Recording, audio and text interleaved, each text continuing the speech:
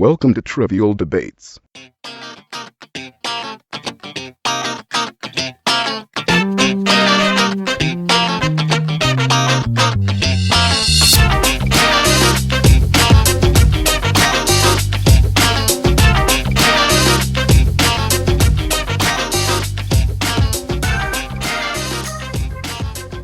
Welcome to this week's edition of Trivial Debates. We're back here for the 6th episode. We were supposed to have a good fellow mall rat of ours, Michael Anthony Caputo, but unfortunately he could not make it. He might show up halfway through, so you never know. If he doesn't make it, well, we're not going to miss him. So we're back. So that's all right. I like Caputo, but I don't like him that much. Well, that's true. Well, we do like him.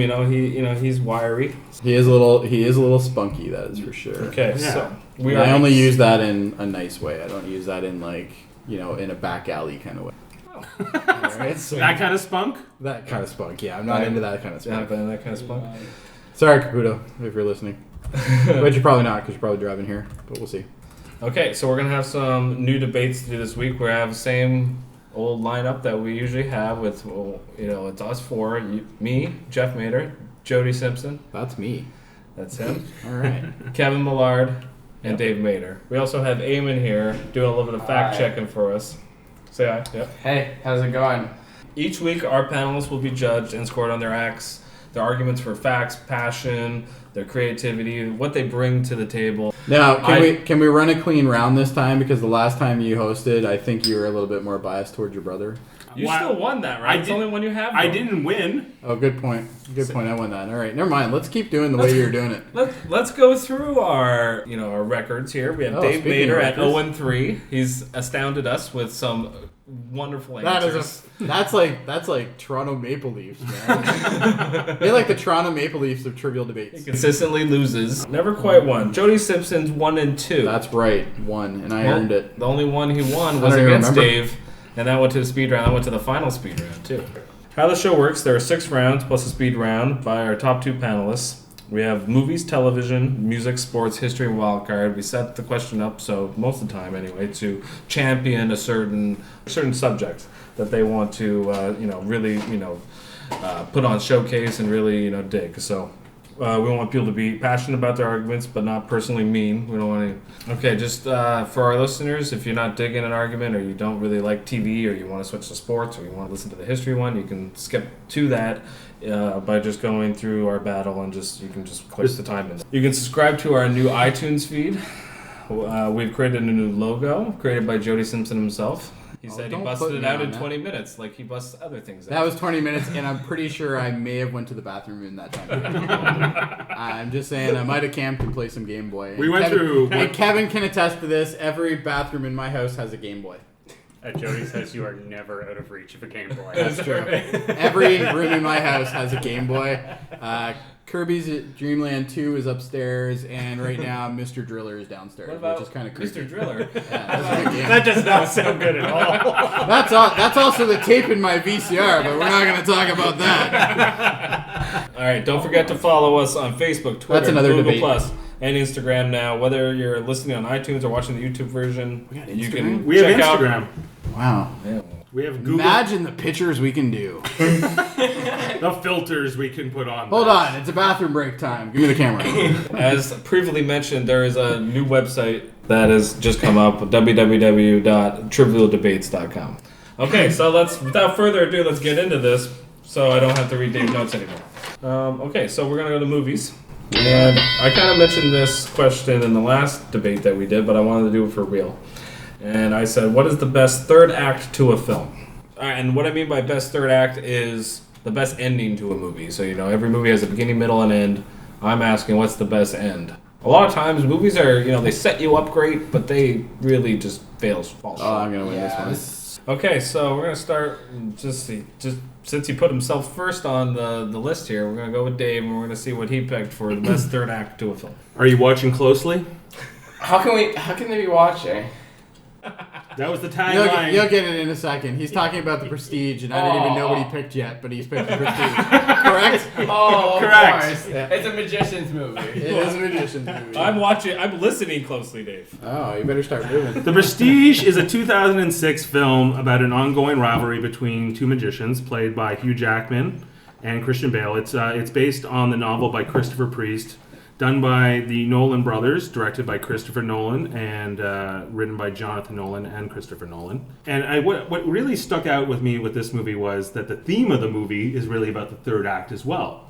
It all is about how every magic trick has 3 parts, or acts. The first is called the pledge. The magician shows you something ordinary. The second act is called the turn. The magician takes the ordinary something and makes it into something extraordinary. But you wouldn't clap yet, because making something disappear isn't enough. You have to bring it back. Now you're looking for the secret. Can you bring your point back soon? Because you're already making me snore. Wait, he's getting through. He's basically reiterating dialogue from the movie. Listen. I'm listening. You want to be fooled. The whole movie, you believe that Hugh Jackman's character, Robert Angier, is the protagonist, and that Christian Bale's character is Batman. Basically, this has almost like Christopher Nolan casts the same people all the time. Michael Caine was in Interstellar. I was like, the fuck, this guy could not. Oh yeah. Not hire this guy. But I digress. And of course, it's got a great cameo by David Bowie as Nikola Tesla. But you believe that like Robert Angier is the protagonist for the first 2/3 of that movie, and then it flips, and then you realize that Alfred Borden, which is Christian Bale's character, is actually the good guy.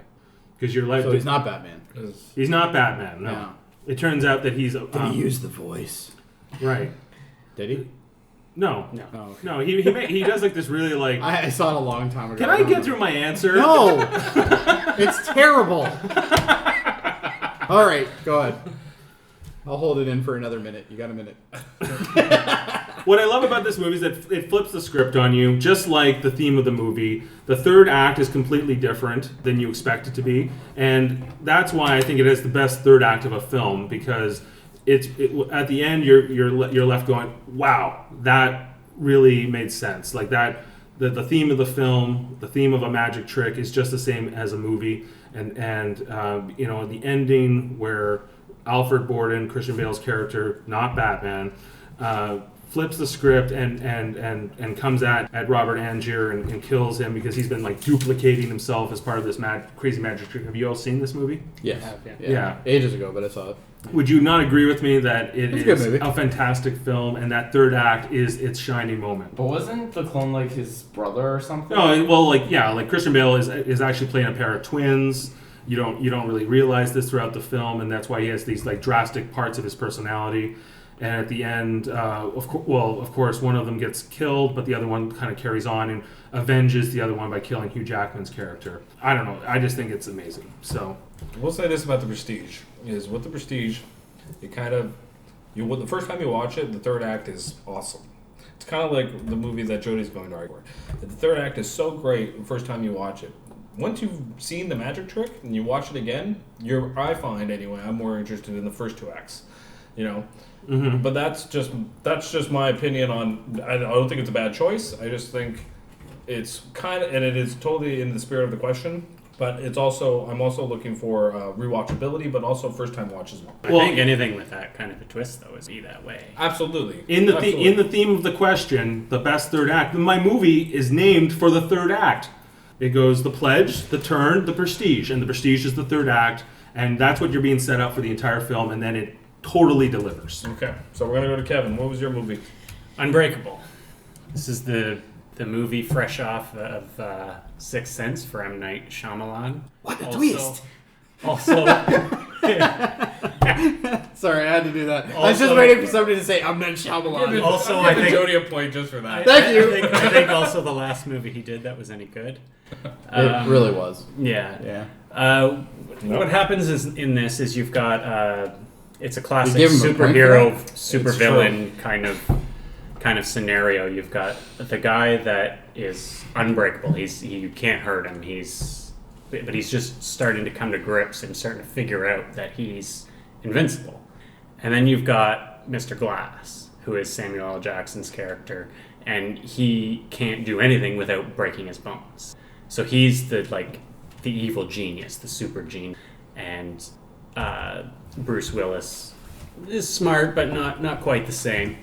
not quite on that level. And so he's basically Bruce Willis in every movie. Yeah, but you don't really know why these two are coming together throughout the whole movie. Why, say, Mr. Glass is obsessed with this guy, until you get to the end of the movie and all of these scenarios that Bruce Willis has been in, that his character has been in, train crash and the explosions and stuff that where he hasn't been hurt, is all been orchestrated by Mr. Glass to try and find, because Mr. Glass has always been trying to find the superhero that is his alter ego. And you don't know that till the end of the movie. You don't understand anything about the movie until that moment. And so I only really have one question for you. What's that? My question is this. Well, it's a two-parter, really. So you have two questions then. Well, it is two questions, I guess, technically. Number one, is there dead people, and does Bruce Willis see them? No. Okay. Well, there are dead people. He does not see them. Oh, okay. Well, he sees them in... Well, technically it was the kid in Sixth Sense, right? But yeah. All right, I will say about Kevin's movie, I didn't know this. It made $1.5 billion. Holy shit! Really? It's a great movie, and it is one that you will watch afterwards. Now, my movie didn't make like that. You said, you're more interested in, say, the first two acts after you see it. The Prestige only made $53 million, and its budget was $40 million. It's only made $13 million. Also, Samuel L. Jackson as a supervillain. I would also like to put on record that Dave did not mention once in his entire speech Scarlett Johansson, so that should be a negative. That's true, because that carries the I didn't go through the second act. Scarlett Johansson, Piper Perabo, Andy Serkis, Rebecca Hall are all in my film, and it's an excellent cast. If you want to compare Black Widow's in it, you didn't even mention it. If you want to compare Sixth Sense with Unbreakable, I never watched Sixth Sense ever. You're not missing anything. But I watch. You're not missing No, I anything. have seen it. It's terrible. I've seen it. Yeah. Now I never watch it. Yeah. Unbreakable, I'll still watch. Unbreakable. Still watch it. So it's rewatchable. It's a rewatch. Why is it good for the third act? That's the thing I need. Because that's when the whole story comes together. Like, you don't even understand why Mr. Glass is obsessed with this guy until the end. And you don't even realize that he's the villain until the end. It's true. Okay, perfect. Jody, also, just before you start, your movie budget $6 million, made 2.3 last night. Oh yeah, totally. Great movie. Totally. Great movie. Yeah. So tell us what your movie is. My movie is The Usual Suspects, and I'll tell you why. The Usual Suspects. Yeah, good movie. If you haven't seen it, I'm about to ruin it for you. Number one, we have a fairly all-star cast. All right, which makes it a good movie, but that's not really what we're arguing. But I'm going to give it a quick thing for the listeners. Stephen Baldwin, obviously, Biodome. Like, who doesn't like Biodome? Come on. Sorry, is Biodome your choice, or is it The Usual Suspects? No, but he excels in Biodome, and you get more of that in this movie. No, that's actually... I'm just... Gabriel Byrne. More Biodome! More Biodome, damn it. Benicio del Toro. Biodome 2! Yeah. Benicio del Toro, obviously, awesome. Kevin Pollak, awesome in his own right as well. Chaz Palminteri, list goes on. And, of course, Kevin Spacey. Which, let's face it, you can't have a good movie with a good 3-act movie without Kevin. Just can't happen. All right.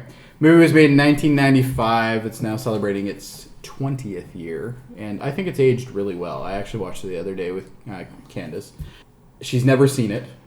We watched it. She hasn't watched the whole thing, mind you, because she stopped halfway through to watch some god-awful Outlander movie, but she said she's going to get back to it tomorrow.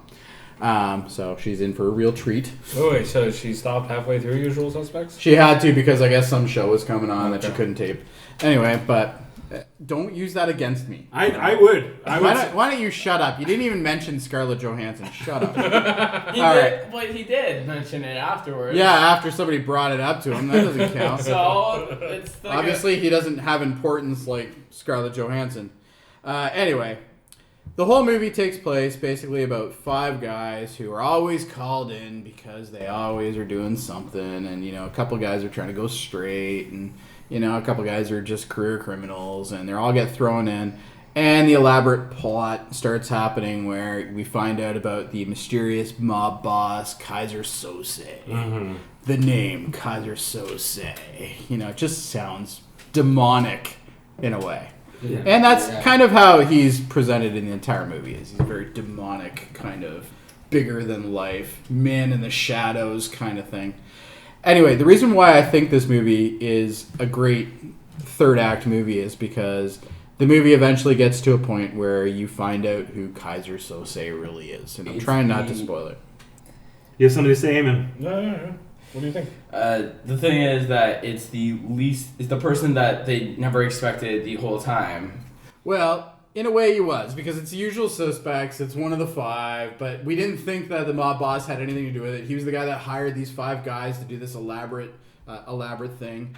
The main thing about it is, out of all the 3 movies that we picked, it is the movie that the third act is the shortest. When you think about it, that twist only happens like literally 5 minutes before the end of the movie. Yeah. And that twist is massive. And of course the twist is, throughout the entire movie you have Kevin Spacey who plays Herbal Kent? I can't remember all the I can never remember his actual name. Verbal Kent, that's it. So Verbal Kent, he plays Verbal Kent, which is a slightly handicapped gentleman who walks with a limp and has kind of the draggy leg thing going on. And he's the one guy that you would think would never have anything to do with this. The story as it unfolds, because the whole movie is about basically him being investigated for what happened. All you saw at the very beginning was essentially a slaughter. 2 guys were left to live. 1 guy got shot by Kaiser Sose, the big mysterious stranger on the boat. And then, or actually I think it was on the dock he shot him, but anyway. And then the rest of the movie is Verbal Kent talking about what happened, what led up to this final scene that we actually saw at the beginning. And the entire twist, essentially, for everybody who hasn't seen it, I'm about to ruin it, is essentially he's completely bullshitting the whole story. The entire story is made up of stuff around the office for which he's sitting in during the interview. And the best thing about that movie is the last scene of the movie, which is your end of your third act. The last scene of the movie, you see him walk out with a limp. He walks towards the street, starts walking down the street. All of a sudden, the limp is gone. He's walking normal, and he's obviously the one that's perpetrated this entire thing. That twist is a 5-minute twist, but it's a twist that, number one, no one expected it. The first time you watched that movie, you were blown away by that. You're like, what are you talking about? This guy couldn't have done this, right? And you're actually angry at the fact that you've fallen for this. You've fallen for this entire story. This is a story that's been told. You're hearing it out. Intricate details. You're hearing it out, and right at the end, the movie slaps you in the face and tells you you're wrong. Plain and simple. That is the best way to end a movie, and it's the best way to have a third act. Simple. Well, I think my movie does that equally as well. You didn't mention Scarlett Johansson. You're done. Well, that's according to Jody. And right now, I could give the point anyway right now because I think all of you argued well, and I think right now there's a slight edge to Jody and Dave. But I think if Kevin makes a couple points, which he may not, he might just go hell with it. I've made my points. Well, Kevin's kind of laid back. He's one of our laid back debaters. Yeah, and he's like, you can have the point. Well, he's like, you know what, man? I'm just here to drink and have fun. His movie destroyed your movies in making money. Absolutely. His was coming off the Sixth Sense. Okay, M. Night Shyamalan was hot, but plain and simple. It is difficult to make a second movie that is awesome, and he did it. Not only did he did it, I think he exceeded it. So I will give you that. I like Unbreakable. It's a great movie. I like Unbreakable more than The Sixth Sense, which you can argue has it's clearly. I like Unbreakable more than The Prestige. The Prestige is one of those movies that I'll never need to go back to. Never. There's no reason. I've never rewatched it. But that's not the argument. Which is the best movie or the most rewatchable movie in terms of I think that cuts into it though, because I think you have to have a movie for a movie to have a good story is something that you want to come back to. You want to rewatch it again. The best thing about The Usual Suspects is because that third act is so short, you have an entire movie essentially where you get to experience it again. It's also the end, but you know what? You still love the story. The story's fantastic. It's also very difficult for a movie with a twist ending to have repeat watchers. Absolutely. Because once you know it. Yeah. Which movie is a better rewatch? Prestige, Unbreakable, or Usual Suspects? And it's definitely not Prestige. You can't pick your own movie. Oh, if I had to pick, it'd be Unbreakable. You. Usual Usual Suspects. So Dave, you can't pick your own. I pick Unbreakable. You'd pick Unbreakable. That's because of that comment. Okay, so right now it's tied. Unbreakable got the point there. So I just need a little bit more from all of you, just real quick.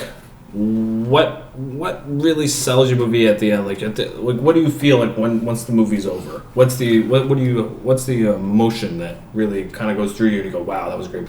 That you're okay for my movie. You're with Hugh Jackman's character the whole way. You believe he's the good guy. You believe that he's the righteous man. And when you realize that his new magic trick when he comes back to England, right after getting this machine from Nikola Tesla, and you realize what he's doing, which is essentially killing himself every single time, creating a duplicate of himself, right? And then he would go to such extremes for his obsession, and you really realize that he's not a good guy, that even though you wanted to believe in this guy, it was the other man or the other pair of men, in fact, which completely throws you off as well. Right. There's so much shock and twist to my film that I believe that it really is the emotion of it. When you see that the tanks of all the dead Hugh Jackmans, and he walks away with his daughter, I'm just like, wow, like that. I was just wowed. Okay. And I think that's what a great third act should do. Not to mention Hugh Jackman Wolverine, Christian Bale Batman. I got fucking. Okay, let's be clear on the Batman. Do I need thing. to run down Samuel L. Jackson's credit? Christian Bale is a terrible Batman. No, he's not. Yes, he's a great is. Bruce Wayne. He's an absolute great Bruce Wayne, but he is a terrible Batman. I have a different opinion. I think he's a better Batman than he is a Bruce Wayne. No, really? Scary voice. Come on, scary voice. He was the only Batman that said, "I'm gonna actually do the Batman voice." Batman's supposed to do a stupid voice like that. Well, that's true. You know, that's true. Right. He's a stupid voice. He described. I'm not even done. I got Black Widow. I got Scarlett Johansson. Well, it's about time he brought it in. I got Michael Caine. I got Alfred Pennyworth. I got Piper Perabo, who's the fucking... Do you know why? Because your damn director does nothing but pick the same fucking 5 people in every movie. He knows how to pick good actors. No, he doesn't. If he did, it wouldn't have been him. Who made The Usual Suspects? Who's Bryan Singer.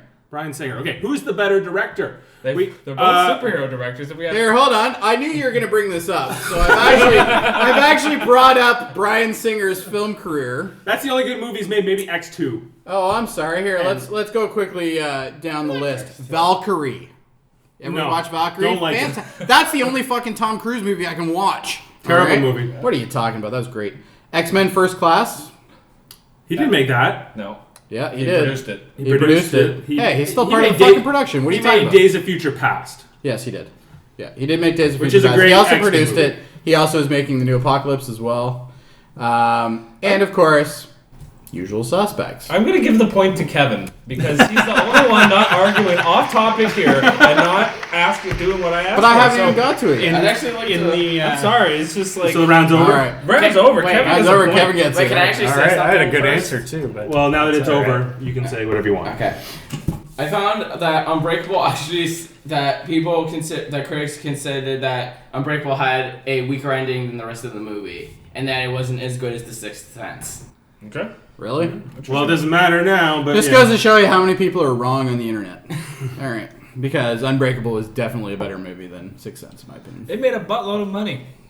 Buttload of movie. My movie didn't make anything. I know, it lost money. It probably made money in DVD, though. At the end of that movie, when Samuel L. Jackson is revealing who he is, you can feel the pain that drove him to the insanity. Okay, the only thing I'm going to say to my point, it's really amazing. Even though I know I've lost already, the one thing I will say is when I say the name Kaiser Sose, everybody at this table knows what the fuck it is. Oh yeah, for sure. And if I go out into the street and say Kaiser Sose, people are going to know what it is. Yeah, right. Very rarely would you not know. Even Candace knew, and she's never seen the movie. If I go out and say Christopher Nolan... Yeah, they're going to go, oh yeah, remember those terrible fucking Batmans? That's what they're going to say. Remember that Hey, remember that one good Batman that was made? He made that. Yeah, remember the one with the Joker in it? That's exactly what they're going to say. Okay, so we're gonna... Dark Knight Rises was a piece of shit. I'm sorry for cutting you guys off, but we got off topic. And Kevin was the only one not participating. So as like I got an anti-participation award. As like in high school, Kevin didn't participate and he still passed. I gave him the ribbon anyway. That's another day, yes. Television. So okay, I went with a little. My argument's going to be really quick. In the spirit of the new like shows that are coming out all the time, like we have the shows like Grace Point, this show Secrets and Lies is on right now. It's we're getting them a dime a dozen right now. They're murder mystery shows. My question this week was, what is the best murder mystery / investigation show? So it can be kind of like an investigation that doesn't necessarily has to be a crime show. It can be just like a crime show, or it can be like a robbery, investigation that investigating like a robbery or something like that. But basically, I would like you to focus more on the murder because I think that's kind of what the genre dictates here. So we're going to go with Kevin first, and since he said it was going to be short and sweet, I would like to hear this. So what did you choose? I picked Bones because it makes me laugh. Really? Yeah. I haven't watched Bones since the first season. I saw a commercial. It's the one I know. But it's got Zoe. So I started watching it, and it makes me laugh. It was got Zoe Deschanel's sister in it, right? I can't believe it's still on TV. It's still not canceled. Like it's like that is crazy. Yeah, I literally watched the commercial. Okay, for the record, last don't night. you like Supernatural? Yes. Okay. Your point is absolutely mute. All right, we're done. That's nothing to do with what he was saying. The first 5 or so seasons are good. That's it. 6. All those shows are the same. Yeah, and they're on 11. That makes me laugh. That's a good point. How many seasons is Bones in now? That's got to be I don't know, 18, 19. It's been on since whenever Angel ended, 8 or 9 seasons. right? I'm gonna look that up. It's got friggin' Angel was that Buffy one, wasn't it? Yeah, Angel from Buffy. Like David Boreanaz can't get another job, so this show keeps going. Great. Is that why? So does It's funny. It makes me laugh. Did you watch it with Well, your even girlfriend, that wife? makes it My wife, bad, kind of. Because if it makes you laugh, it's probably something that's so bad it's good. No, it doesn't make me laugh. Like, but the whole point of watching not these in a movies, ridiculous way. The real point to watching all this though is to be entertained, and if he's entertained, then it's doing I its am job. entertained by So it. it's It's not. I don't laugh at it Jody because it's giving him a ridiculous. point. I laugh at it I'm gonna because give it's him funny. a point because I think that's true. It doesn't matter really. Okay, well, Except for Supernatural, that's I bullshit. gave him a point for Did you pick Supernatural? No. Oh, good. Made him laugh, and all the shows are the same, so at least he has a chuckle. Okay, so we'll go to Dave next. I picked. Okay, here's your clue. Dun dun dun. Oh God, Law and Order. Yeah. Isn't it? Seriously? Dun, dun. Dun dun dun. Okay. All I know is they've used the same title graphic for 30 years. Well, it's So interesting. 18 different It's shows. interesting that you bring that up. That Law and Order, of course, is the American police procedural and legal drama television series created by Dick Wolf. Wow, you read And that it right started off a the wiki. franchise of television shows. Do you know why? Because it's that damn good. Doesn't make me laugh at all, though. The show. Really, we're gonna go with it's that damn good. It's not the funniest crime show. Have you ever seen shows on the Disney Channel?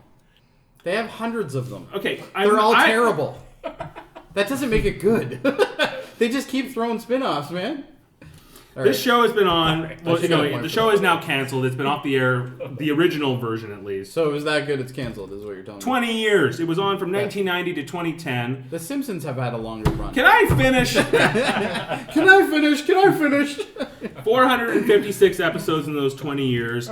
Had some of the great actors in the New York area been on it. That it consistently Okay, Dave. delivered. The first half, an investigation of a crime, showing the police detectives. The second half, with the the prosecution office of New York County, Manhattan District, and it's won numerous awards. It was the 1997 Emmy Award winner for Outstanding Drama Series. It's won Screen Actors Guild Awards. Just think about Sam Waterston in that show. Hang 'em High McCoy and how he brought it every friggin' week on that show. Chris Noth and a whole slew of actors. Benjamin Bratt, Jerry Orbach. Everybody. Paul Sorvino was on that show for a season. That's how good the format was. Ranked by TV Guide is number 14 on their list of 60 greatest shows of all time. What year is TV Guide though? 2 years ago.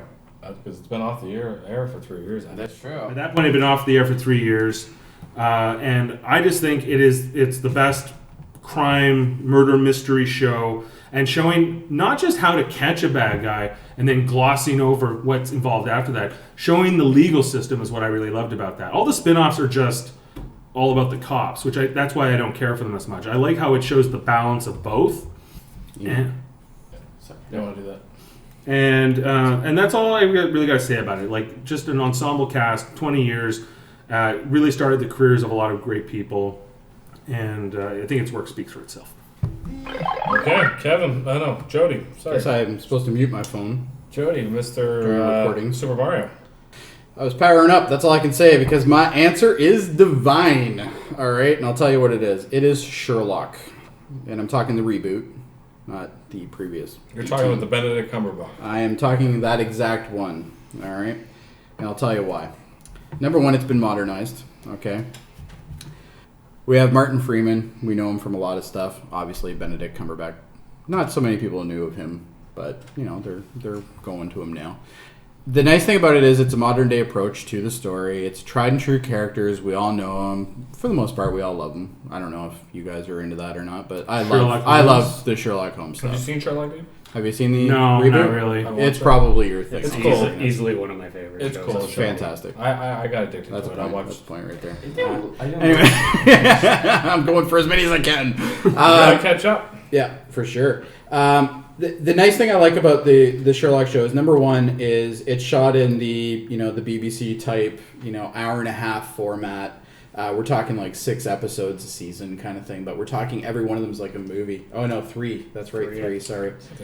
You're gonna take me a point on that, aren't you? I'm taking a point. Give one to Kevin because he knew. Damn it! I fucked that up. I forgot. Yeah. But anyway, what I really like about it, the fact is, it's shot almost like a movie kind of format every single episode. So it's you have a very long story, and it kind of gets back to that whole third act thing that we had on that previous the previous question, where it's you have a nice. Usually, it starts off with a murder. Obviously that's your typical Sherlock Holmes kind of thing, except for when he's trying to evade various things. But they still have like your supporting characters and stuff like that. Your famous nemesises and. But they've modernized it. So, like, for instance, he's, recovering heroin. Guy, Sherlock is not the perfect Sherlock he was in the 19th century version and, the previous version. I don't think he was a perfect. He wasn't perfect, but he certainly wasn't as screwed up as he is now. Okay,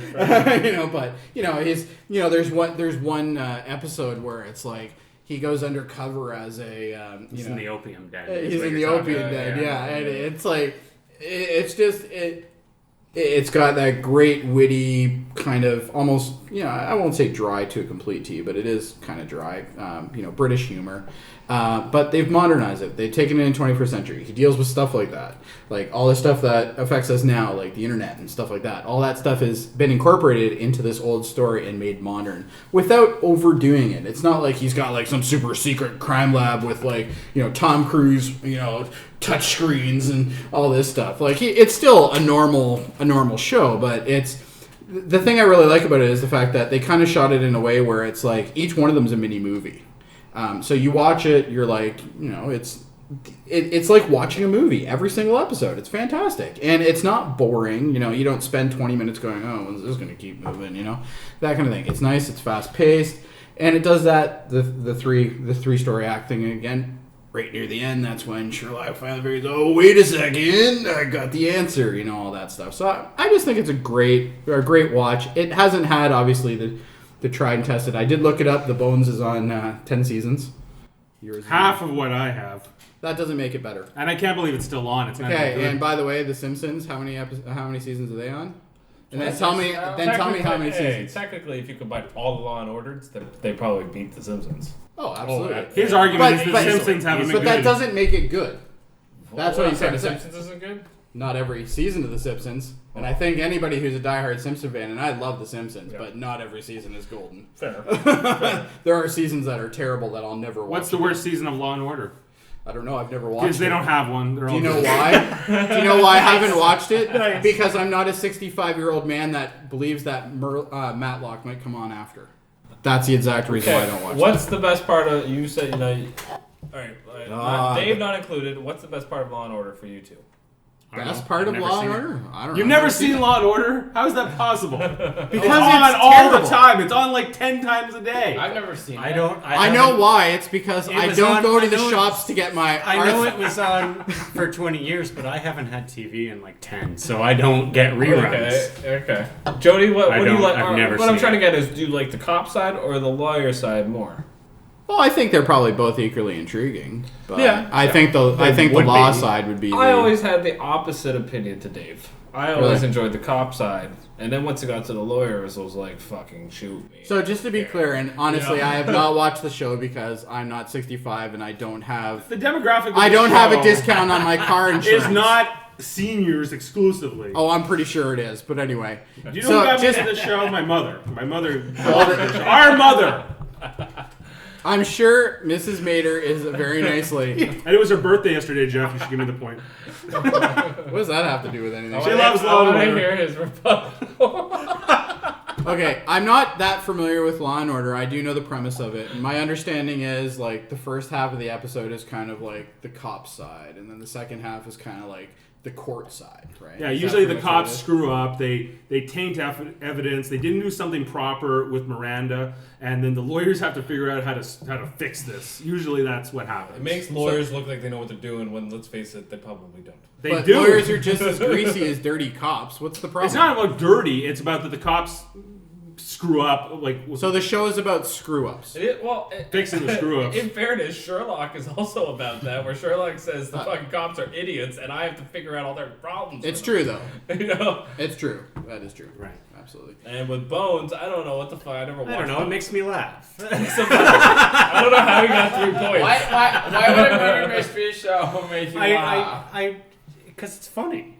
They get funny. Yeah, but you know what? I get the occasional good chuckle out of Sherlock too. She's hilarious. She's like just because you have a serious topic doesn't mean you can't have not she's serious almost like a sociopath. She doesn't really understand other people's emotions. So the shit she says. I've only seen maybe 2 episodes of Bones, but both times I watched it, she was whining about something, and then she said something along the lines of like, "I don't know when I don't want to go to the party" or something like that. It's like she seems like she's one of those like I sit on my couch and do nothing all day. Hey, look, I'm pretty apathetic towards the show myself. It just makes me laugh. What I think about both of their shows is they both feature these protagonists who are incredibly intelligent. It's kind of like House MD, which not crime driven but health driven, right? Where they're just better than everybody else. With Law and Order, they're just regular everyday New York homicide cops that fuck up all the time, who often make mistakes. They're human. I think it shows the human aspect of it, and it really shows off New York City and the great acting talent that's in New York City. I can think of like Harold Perrineau, Philip Seymour Hoffman, all these great actors who were just looking for work and ended up on Law and Order and kind of got their break off that. Sometimes playing multiple roles over the years. But you have like in Sherlock, you have the yin to the yang. You have Sherlock, who is obviously this very intelligent detective who figures out these elaborate things that have happened, and then you have Watson, who kind of grounds him. He kind of says, "You know what? You're being a dick." Right? That's because the new version of it is Benedict Cumberbatch plays a dickhead. Like that's really what he is. He's a cocky, arrogant asshole, ex-heroin kind of guy. High functioning sociopath. High functioning sociopath. Exactly. Not as fun as Robert Downey Jr.'s version. What's that? Not as fun as Robert Downey Jr.'s version. In a different way. It is in a different way. He's just as fun in a British way. It's a British version of that movie, really. Well, Robert Downey Jr. puts a British accent on, doesn't he? I think you guys got that off base. I think Benedict Cumberbatch is way better than Robert Downey Jr. Oh, absolutely. Yeah, I agree. 100%. But it's I never watched the movie. But it's a serious topic that doesn't try to be goofy like the Sherlock movies were that what's his name did. Iron Man, whatever his name is. But and I'm only talking about Iron Man 1 and 2 because 3 was shit. Anyway, there's a yin to the yang. There's the guy who's trying to ground things, and then later in the episodes you start finding out about how there's like schemes against like Watson's family, stuff like that, and it ends up kind of the personal gets clashed in with the business, and it's chaos on one end and order on the other, and the two of them kind of go together, kind of like Law and Order, but not the same. Mm-hmm. But better. Are you comparing your story to a bad story? What's that? You said that Law and Order was bad. So no, I just mean the yin to the yang. You mean that your story is bad, just like Law and Order? No, I'm not saying it's bad. Law and Order is not bad. Well, your son's saying that, so obviously he's right. No, I'm just saying it from his point of view. He's never seen it. Neither have I. Do you know why? Because both me and Dave's son have class. That's it. Dave, quick question. Yes. I want to know. And we also don't have hemorrhoid cream in our basement. I get you like Hang'em High McCoy. Who doesn't like Hang'em High McCoy? Exactly. What is the best cop duo partners that Law and Order used? Ooh, that's a good question because there were so many through the years. Yeah, there was a lot. I think my favorite are probably. I think my favorite duo was the second duo, which was Paul Sorvino and Chris Noth. Okay. That only lasted for the second season because Yeah. Paul Sorvino was kind of in and out, and then replaced by Jerry Orbach. But I think that those two had great chemistry. I think that it showed like the young, impulsive Chris Noth character and with the more tempered, calm and kind Paul Sorvino's character. So very much like Sherlock Holmes, where you have Sherlock and Watson. You got crazy Jerry Orbach was the dad in Dirty Dancing. We're done. Dirty Days. I wasn't arguing him. It was terrible. It was terrible. I thought Jerry Orbach was excellent on the Anybody show. who's related to Dirty Dancing needs to die. I have to give it to Jody. Yeah, that's right. I also am at a For disadvantage that one because I comment? can't argue against Sherlock in case my wife watches this. I don't want to get divorced. She loves it. Oh my god, she love it. She would kill him if he did. I think it's great too, but she's like crazy for it. See, I mean, I didn't watch all, and maybe Dave's right about them being the best, but my favorite Law and Order duo was Orbach and Giselle. Wait, is this like I had to give you the right answer? Well, it was partly you were gonna win it. I thought you were asking I hate to break it, but I thought he's this show was running. supposed to be about bias. Oh, it's totally about bias. I don't know where you've been. It's totally biased. It's totally biased. It's whatever the hell we feel like wins. It's that simple. Okay. And if you throw hockey in there, So you I'm usually win. I've lost, even though I had the better argument in both rounds. Don't understand. You only need to I can win understand. 2 You're Dave, and categories. you're never going to win. But we're going into my statistically best category, music. Okay. You are? Jody's gonna start on this one. Yep. Oh. And we're gonna start with who's the greatest Canadian music artist. So it could be just a singular artist. It could be a band. It could be one Canadian dude's in a band. Bieber. It could be Justin Bieber, like Eamon thinks. It could be anything. It could be, I'm gonna go out right now. If any of you pick Justin Bieber, I'm punching you. I in the picked face. both of your guys before I came up with mine. It's not I it's not hate them Eamon's both. fault. His, Oh, me too. I hate my answer, but it isn't about what I like. It's about what is right. What is What right? is right is what I've picked. Okay, well, what is right? Okay, What what is- is right, Jody? So the question, just to be clear, is best Canadian music artist. That is the question. The greatest. And everybody out there right now that's listening to the podcast, all three of them, We're thinking of one have thing. yelled out Neil Young. Have they? They have. Okay. And I'll tell you why. Interesting. Neil Young, born in 45. I know that because I have Wikipedia in front of me. Like Dave. Well, Anyway. I don't have. That's no, not you have a Wikipedia, printout that's from a few Wikipedia. pieces of paper. I have paper. All right. Anyway, when it comes to musical years, 1960 is the first year he started. Obviously, still going. Yes. All right. We have. I'll have to look it up, but I'm pretty sure there's quite a lot of albums now. But it's also the association that he's had. He's had the association with, for instance, Crosby, Stills, and Nash, right? Buffalo, Springfield. How can you argue that? It's. How can you, Jody? How can you? I'm not even going to. That's how good it is. I picked somebody I barely know anything about, but I know that he is the best, and that is all I'm doing to say. What's his best album? Whichever one Wikipedia says. Let's go with. Hold on. I'm looking it up. Give me a second. It's nothing in 2010. I can tell you that. Let me guess. It's something about There's so many good ones. music. No, and you know what? Honestly, I do know a lot of his albums, but I don't know which one would be the best. Just You're y'all one. not a front runner right now. I didn't Just give you y'all one. anything for those. What's that? What's that? I didn't give you What's his best song? Best song? Oh, by far that horse song. What's the name of it? horse song? Yeah. The horse song. That should be his new name. The horse song. Fuck, what's it called? Hold on. I'm trying to find it. Keep on rocking in the free world? Is that what you're talking No, That has nothing to do with a horse. that has nothing to do with the horse. Rocking the horse. In the Harvest Moon. That's the one I'm thinking of. Harvest Moon? Harvest Moon. Does that have horses in it? I like the mentioned- one that he sings on The Last Waltz.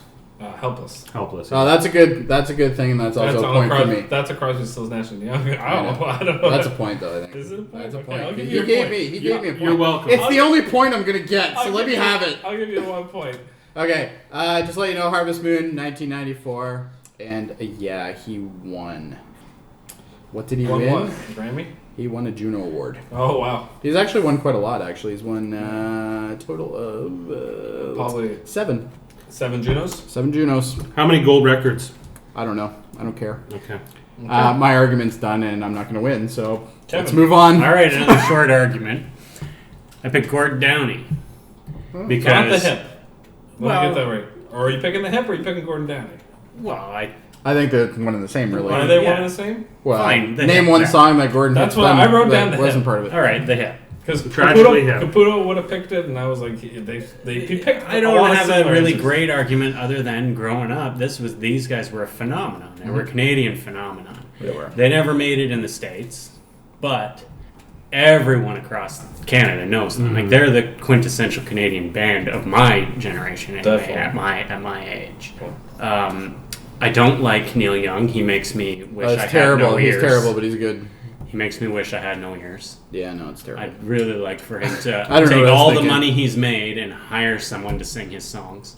That'd be great. The worst thing is all that I my got, though. pick... I have a question. My Who do you pick hate is more, probably Neil somebody Young else. or Justin Bieber? Hold on. Say your question again.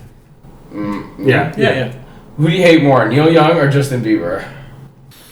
Who is? Oh, that's a We have fucking more tough. of a- I gotta go Justin Bieber Yeah, because pop music is just At least Neil Young knew like what the hell. just awful. I can't believe we're comparing them.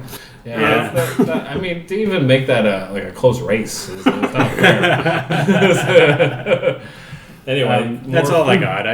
They were huge when I was growing up. Everybody knew them. Everybody knew every song. You got that song Bob Cajun. It's pretty good. Yeah.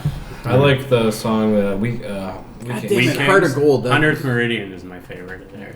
And what's the one called? That Fully Completely album was Fiddler's just Green is probably my favorite Travis Awesome. Scott Okay, song. Dave, you have a fucking like softball given to you. I'm gonna knock it out of the park. You Yeah. better because we haven't made good arguments. And you so better I don't even go know what for he's it. picked, but I'm guaranteeing I you it's do because Rush. I picked him too. Was it Rush? Yeah. It's Rush. Yeah. Rush, but He wins. Just give him the fucking No, point. he has to. Russia He also has to makes prove me to wish me I was some born knowledge without of ears. Rush. He's got a Wikipedia page. I don't in want him front to of read it. I don't have the Wikipedia. Don't- He doesn't have Wikipedia. Wikipedia is smarter than paper he has. I don't want him to read I don't know anything. about that, but all Dave, right. why is Rush the best Canadian band? Well, 24 gold records, 14 platinum records, and They're 3 multi-platinum albums. They have one of the greatest percussionists of all time This is very true. with Neil Peart. Oh, Pert's awesome. Geddy Lee, one of the great vocalists of his time and his era, Okay, you lost me on that. and part, but all right. and the guitarist with Alex Lifeson. These three are, if I had to argue just a trio, period, I would argue Rush. Rush, Trio that should have been a quartet. who should have been the fourth guy. A singer. Yeah. Geddy Lee should have been a backup at Other best. quartet is just singers. You know the song Tom Sawyer? You know from Rock Band? What band? What album is that on, Dave? Tom Sawyer. Greatest Hits. Just give it to him. That was, you know what? That's a point because that's We gotta let him win a bloody music one. That is a damn good That's a good answer. one. We're giving it to him. Dave is getting the point. We gotta give it to him. It's basically thrown in the towel on that one. Okay. My music streak continues. For the record, that was a bitch win, and everyone knows it. Anyway, Yeah, because the Tragically Hip's way better. Hip's better. Then Rush? No. Singing wise, they are. Rush is way more internationally known. Okay, so sports. We're going to the sports category now. After I we don't all, even remember. Yeah. the And chord. I'm telling you right now, I'm winning this. So well, we're I done. think Kevin's got the best chance, and I think he's picked a good one too. So we are all tied. Kevin, Jody, and Dave each have. to me. I don't remember. I might as well have made this category. What is the best Winter Olympic sport? Because all of you picked Winter Olympics. Whoa, hold on. There's a Summer Olympics. Apparently, it's Yeah, not but exciting. nobody cares about it. It's just There like is the a Pan Summer Am Olympics. We tend not We to don't care about the Pan Am Guys, Games. No. we're Canadian. We were built for the Winter Olympics. That's right. Good point. Well, it's the only Sports. one that But I considered summer sports, but I don't think any of them are the best to watch. No, well, I They're said all what is boring as what shit. is the That's most what I- exciting Olympic sport to watch? That is the question. You could have picked summer or winter. That's Winter- true. It was open ended. We all picked winter, didn't we? All picked winter. And this time, I think Dave goes first. Yeah, I go first. Dave, what do you pick? Short track speed skating. I knew knew Jody was going to laugh. It's a good sport to watch. It's the Quebec For women.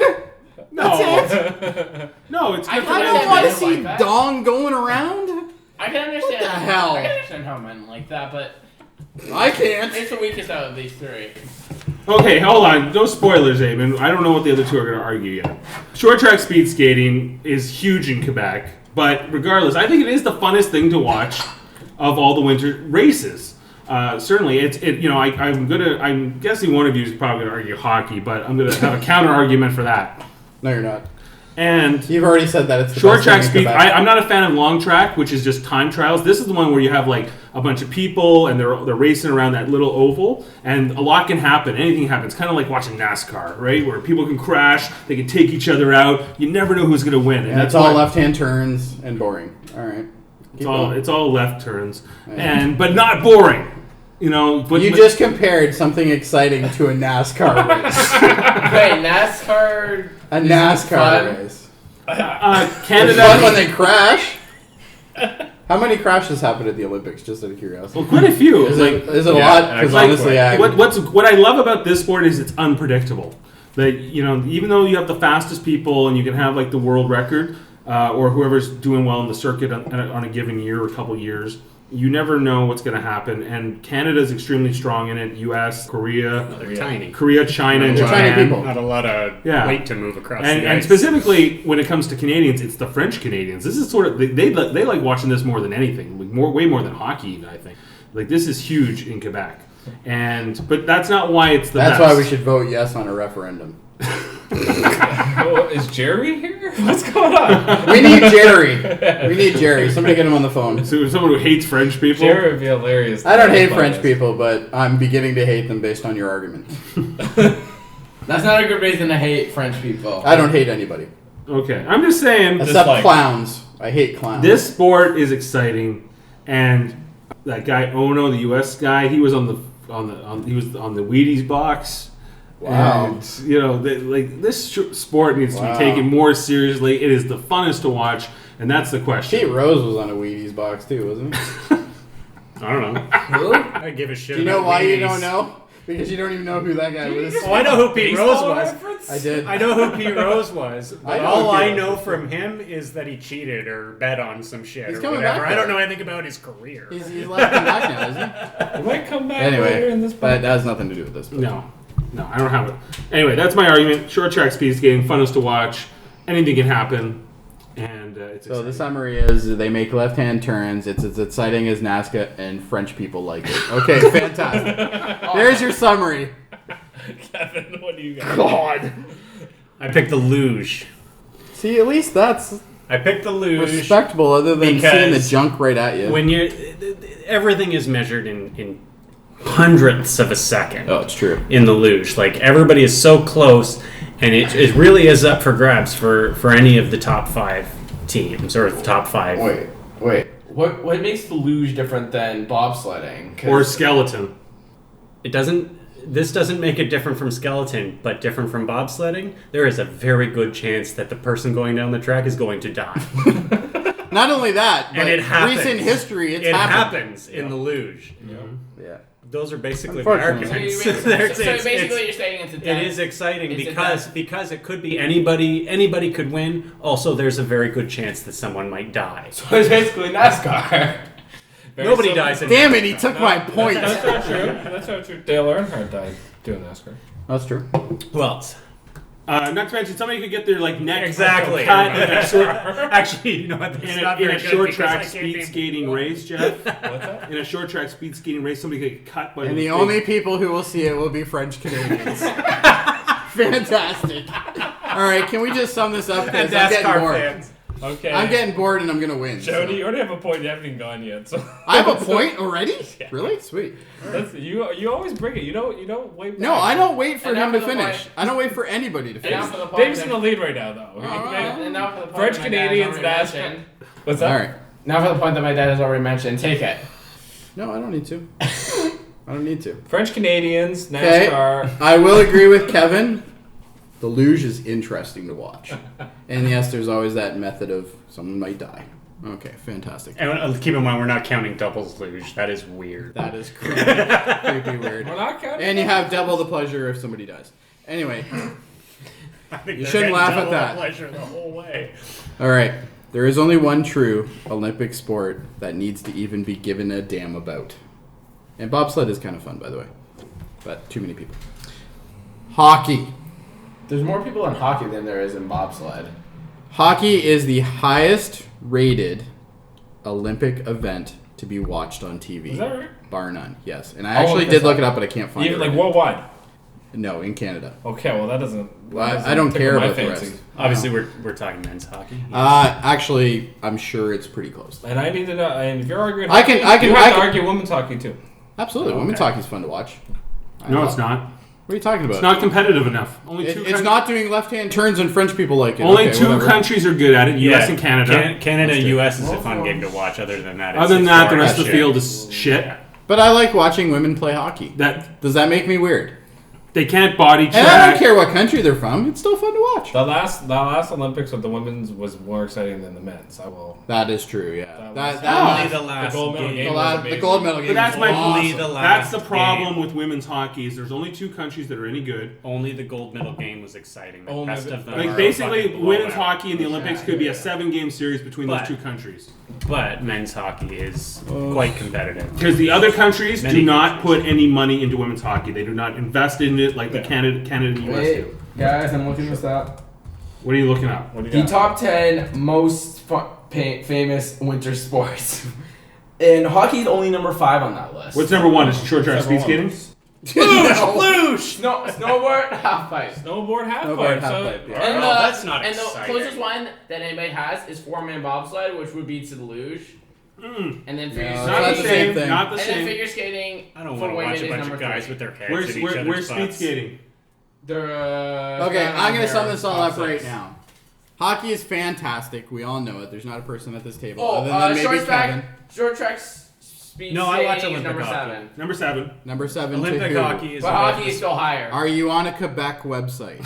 You might be. No. It's only number He is. 7 and hockey's higher. All right. Anyway, it comes down to this. Hockey is fun to watch. The men's, no matter what team it is fun to watch. Let's be honest here. I watch a Russian game just as well as watching the U.S. games. They're fun. They're fun to watch, right? Belarus is usually a blowout. Well, that's true. That is true. Okay, my second point: not a single man in spandex. Huh? Can you two say that? Because I can. Wait, what do you mean by No. They have the Yes, spandex on, it's just but underneath in all the luge, equipment. Don't care, I there's don't a see good it. chance that man in spandex may die. Here's I have a counter argument. Are you ready? Yep, because I have one right back to you, so this is gonna be fun. In the spirit of the Olympic Games, which is supposed to be amateur athletics, and men's ice hockey is professionals, which discounts it from the spirit of the Olympics, and it's just it's commercialization in the Olympics, which I think is wrong, which takes the fun out of it. And therefore, watching the amateur athletes, those people who really have to work their asses off and don't have... You tell me hockey players don't work their ass off. Well, they're paid handsomely for it, and... Because they don't run around in a little oval on really, really big skates, wearing spandex with their dongs hanging out. They're not hanging out. They're tucked in. They're tucked... dude, you can see guys' throats, man. Like, come on. Yeah. Like, come on. It's gross. It's gross. Wait, so are you saying... The only thing cool about luge is that those guys in spandex may not have a dong by the end of the run. Luge, I think, is more in this conversation than ice hockey because the men's ice hockey is rigged with professionals. And luge... You're telling me the people that are in the Olympics that go to speed skating and all those events, these are not professionals? No. You're telling me that there's not a single one of them that doesn't do this for a living? No, they don't. They're not allowed to. Well, the figure skaters do. They don't let pro figure skaters in. Yeah, they do. Daddy. Once you turn pro, you have to retire. No, they got rid of that. They got rid of that? That's Well, then been figure gone for skating shouldn't be ages. considered either. Daddy. It's been gone for ages. Daddy. Yes. Why I know that about figure skating, I have no idea. I don't know either, and I'm questioning. I'm sure nobody can make out what anybody's saying, so one at a time. Yeah. Well, try and. Either way, Okay. it is our national sport. Everyone can remember. No, it still gets back to it. Not the question. The question is, what is the most exciting Olympic sport to watch. And you're telling me that men's gold medal hockey is not an exciting sport to watch over that? Luge is exciting. Luge is exciting. It's over. Luge is not exciting. Luge is definitely more exciting than yours. I think Luge is out of here because Luge is like... Luge is a time trial. Like, that guy, 100th a second. Oh, he went around the corner and he's beating the guy by 0.3 of a Your second. guys go around a bloody oval. That's all they do. It's an actual race. They got to get in front of each other. And they're in hockey, you have the most exciting parts of the game is when the teams are close. Absolutely. Correct. Luge is like that all the fucking time. All the time. That's the true. top That is 5. true. I will give him that. That's a good point. True. But Luge they're always within that span, and anybody can win. This is what I'll say about luge or bobsled or any of those sports where they go down the I'm arguing luge. I understand luge. But luge is what makes luge more exciting than skeleton. What makes I don't understand. I don't know. Nobody argued skeleton, so I didn't think I'd have to Fair enough. argue against But it. I would say this about those sports is anytime I watch it on TV. They're like, ooh, see this guy? This guy didn't go high enough up on this turn. So that's not why he's getting... It's too technical. Speed. Well, it's not. It's just very like, this is why this guy's beating this guy by 100th of a second. Oh, he got through that turn very quick. I find the same thing when I'm watching like ski jumping or anything that's like, it's not in the realm of something that is entertaining for the viewer. It's too technical to the sport. All right. So your argument is that luge is less exciting because of the announcers. So I lose on the announcers. No, I would say the luge is less exciting because you have to know a lot about luge to get into it. So wait, you need to know anything about luge to get into it. You need luge... to know how to tell time. So you need to know how to count. He is very good at the sports category. You need to know how to count. He really is, and he's terrible at sports, which is better. Are you saying that luge is out because it is boring? Like it is kind of like watching golf. It's not boring at all. He's back into it. No, he's definitely back. Luge is boring. But I'm gonna have to finish this all off, guys, because we got other things to do. As I'm sure Jeff can attest to that. The most talked about Olympic event on the internet, regardless of country, 30% hockey.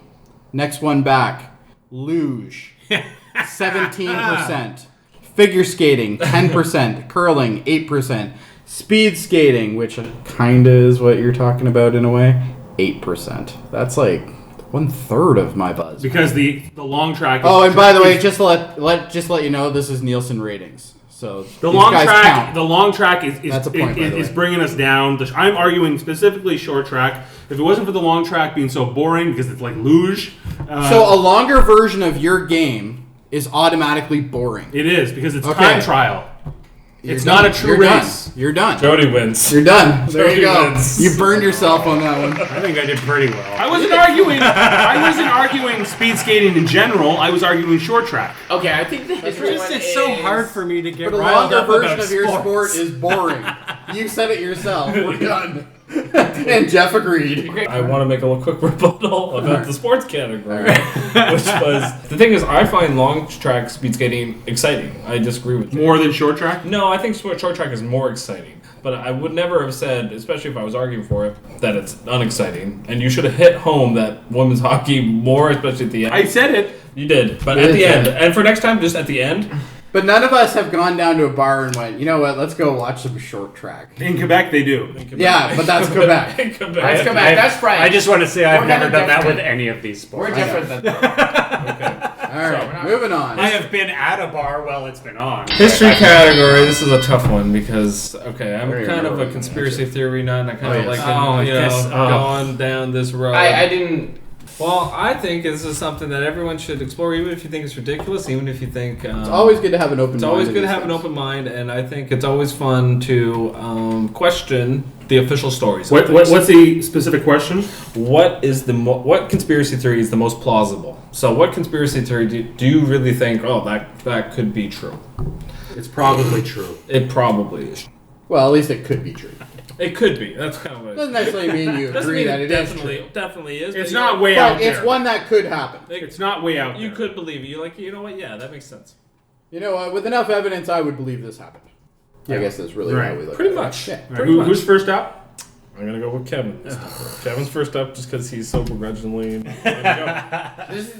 The problem is, though, every All time right, Kevin goes first, he does really well. Have you ever noticed that? I picked JFK. Magneto did it. We're done. I don't necessarily. I think that's a point for me. Magneto. Guys, the bullet curve. I threw down an X-Men reference right away. I should get a point. I picked JFK, even though I don't really believe the conspiracy, but what makes it the most plausible, I guess, is what that about JFK it? What is the theory that you're saying? JFK, having not had any time to research anything, yeah. JFK, he changed things. Like he was changing a lot of shit in government, causing a lot of crap too. Yeah, so it's most plausible. Like the idea that he was assassinated for a reason instead of just by some crazy person, to me is plausible. So you don't knowing the way you think it's plausible he wasn't killed by Lee Harvey Oswald? Well, it's a conspiracy it's more theory. plausible He than could have other still did it, but what was the conspiracy Or motive? that there were people pulling his strings? Yes, that's more what I'm saying. He hit home with you, didn't he? So? I said he hit home with you. But that it's just with everything he was changing, it is plausible that the government or other powers in government would do something like that. Because I mean, you look at evidence. There was, I can't remember exactly what the situations were, but the American government has lied before, even to get into wars. I mean, they had they blew up one of their own ships, right? Like way back. Yeah. USS Maine. Yeah. Yep. And lied to get in. Obviously, lied to get into Iraq. I mean, we've got weapons there north, east, west, south of Tikrit, right? Like, no shit. That's every fucking where. That could be Iran, for fuck's sake. That's the entire continent. But that's why I think that see, JFK is most plausible, because we have precedent. I have seen it. There's a lot of stuff in that is true, but also just. That's why I think it's the most plausible, is because we have precedents of the American government lying in a really, really horrific way. Yes. Okay, and I think we'll go to Jody next. Will Dave be the last kibosh on this? I'm going to go with the one that all the little web guys are going to go nutty over. 9/11 being an inside job. How can he argue that? I did? Yeah. Why can't I pick that? Because I picked that. No, he didn't. He picked something different about 9/11. It was about 9/11, but it was All something right. different. Okay. Well, I believe the conspiracy for me is the fact that the American government was involved in doing this. That was not your. It's not? Oh, you're in. Well, this might be news to him then. Okay. So that's not how I took it. What did I say? You said that 9/11 was allowed to happen. The terrorists that attacked 9/11. So they just let it go. They let it happen. Okay, I'm not arguing that. Okay. He was arguing something different. He's saying the government planned. I'm very saying the similar, government though. straight out did. They are similar, but they're different. They You are said similar. that they orchestrated it versus let it happen. That's right. Okay. Yeah. So it is slightly different. I can see where you're coming from there. So the whole premise of this conspiracy theory is essentially that we have two towers that were hit by two separate planes. We have a ton of evidence that would suggest that these buildings wouldn't just come down. We also have video footage that shows mini implosions that are happening far below the line that are taking down these two towers. And the biggest, most intriguing part of the whole thing is the 7 World Trade Center going down completely separate from the site altogether, had no debris that hit it, completely separate, and all of a sudden it just happens to miraculously fall down, which also happens to be where, what was it, something like 90% of all the bank transactions and stuff and federal transactions all went through. Right. Really good way to get rid of that stuff, right? So it's the way I look at it is not only did, well, I guess in a way let it happen, but I guess really it isn't. It's they orchestrated it. They were pulling the strings from the plan. They made the plan happen. You know, we let these guys in. They were known to the authorities. Let them in. Let them go to flight schools. There's a whole slew of shit. Wait. Do you believe that there was explosives that brought down the buildings? I believe so. Yeah. Okay, so that's his. He's arguing the opposite. Whoa. Right? You're sort of. Okay. Let me make well, my you're arguing the fact that the government knew it was going to happen and didn't do anything. Sort of, but I think that they did. See, I think they might have went even as far as to train these guys. I think They definitely did start the train. It's documented that they did train the Al Qaeda people with their work with the Saudis against the. I don't think that's what Jody's talking Soviets. about. I think with the intent. My argument is it's called the intent was LIHOP. Let it happen on purpose. Key individuals within the government had some foreknowledge of the attacks and deliberately ignored it, and/or actively weakened America's defenses to ensure the hijacked flights were not intercepted. That's what my key argument is. Okay. But I do believe that there was something happening with the World Trade Center that they knew it was going to happen, and they made sure that it would be as disastrous as possible. But I do believe that Al Qaeda... Which kind of gets back to what I'm saying. Al Qaeda would not have claimed responsibility for it if they didn't do it. And they did claim responsibility. We have terrorist organizations taking responsibility for crap they had nothing to do with for years. Yeah, don't take those stuff too seriously sometimes, because a lot of that is, like, as we know... It's the propaganda machine. They wanted the attention one way or the other. Osama bin Laden was trained by the CIA in the 80s. He was quite possibly an asset for them. Yeah, that's documented. So don't necessarily believe that just because it was admitted, it's true. Now, I think we should be clear to the listeners that we are arguing a conspiracy theory. It doesn't necessarily mean it is our opinion. Yeah, correct. So we want to make that clear. This could be we don't get hate mail from the three people. This could be a hot button issue. Yeah, it's definitely a hot button issue. Yeah. But history often is. Let's face it. We're arguing the point of what it was, not necessarily that we believe in it. Sure. Okay. Fair enough. So let's just be clear. And I'm taking that into account. I don't really know the answer, to be honest with you, but I think it's plausible. Based, I think for me, what sells me on it is the way that the buildings went down. That there's been a number of experts, including software engineers, physicists, architects, who have said that the aircrafts and resulting fires would not have weakened the buildings sufficiently to initiate that kind of catastrophic collapse in that short of a time.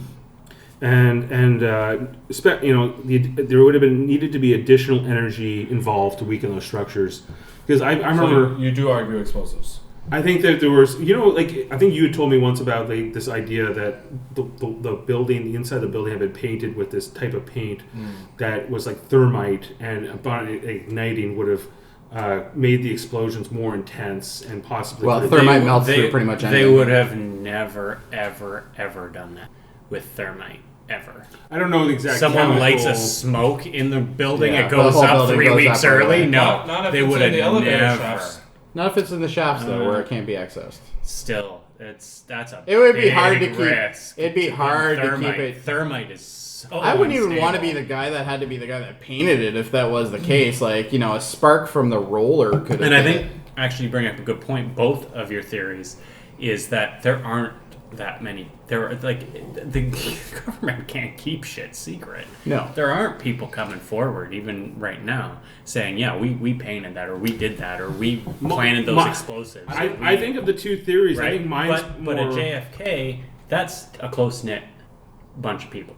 That can be kept secret.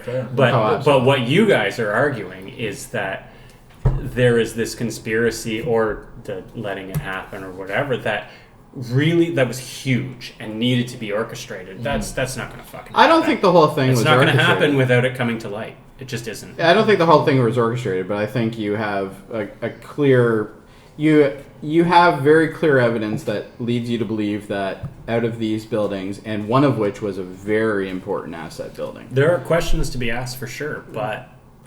Tower 7 of World Trade Center. Yeah, there's questions to be asked, but you could not have picked a better building to go down if you wanted to hide the amount crap. of people that would have to be involved to pull something like that off, someone would have talked. Which theory is more credible? That they specifically set that plan into motion and made sure it was executed, or that maybe they found out about this terrorist plot? Maybe they between those two plans, yours is the most plausible. No, I think that they just let it happen. I happen to lean toward Jody's argument more. Really? That's what your opinion is. That's my opinion. Even with all those people that would have needed to be involved.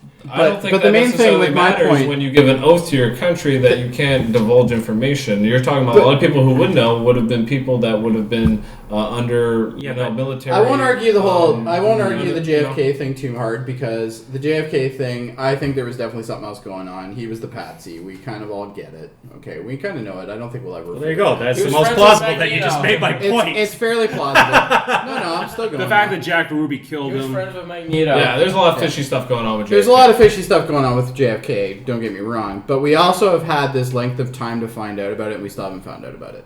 It's 50 years later, more than that now, 60. Exactly. We have 9/11, which happened, obviously, 14 years ago.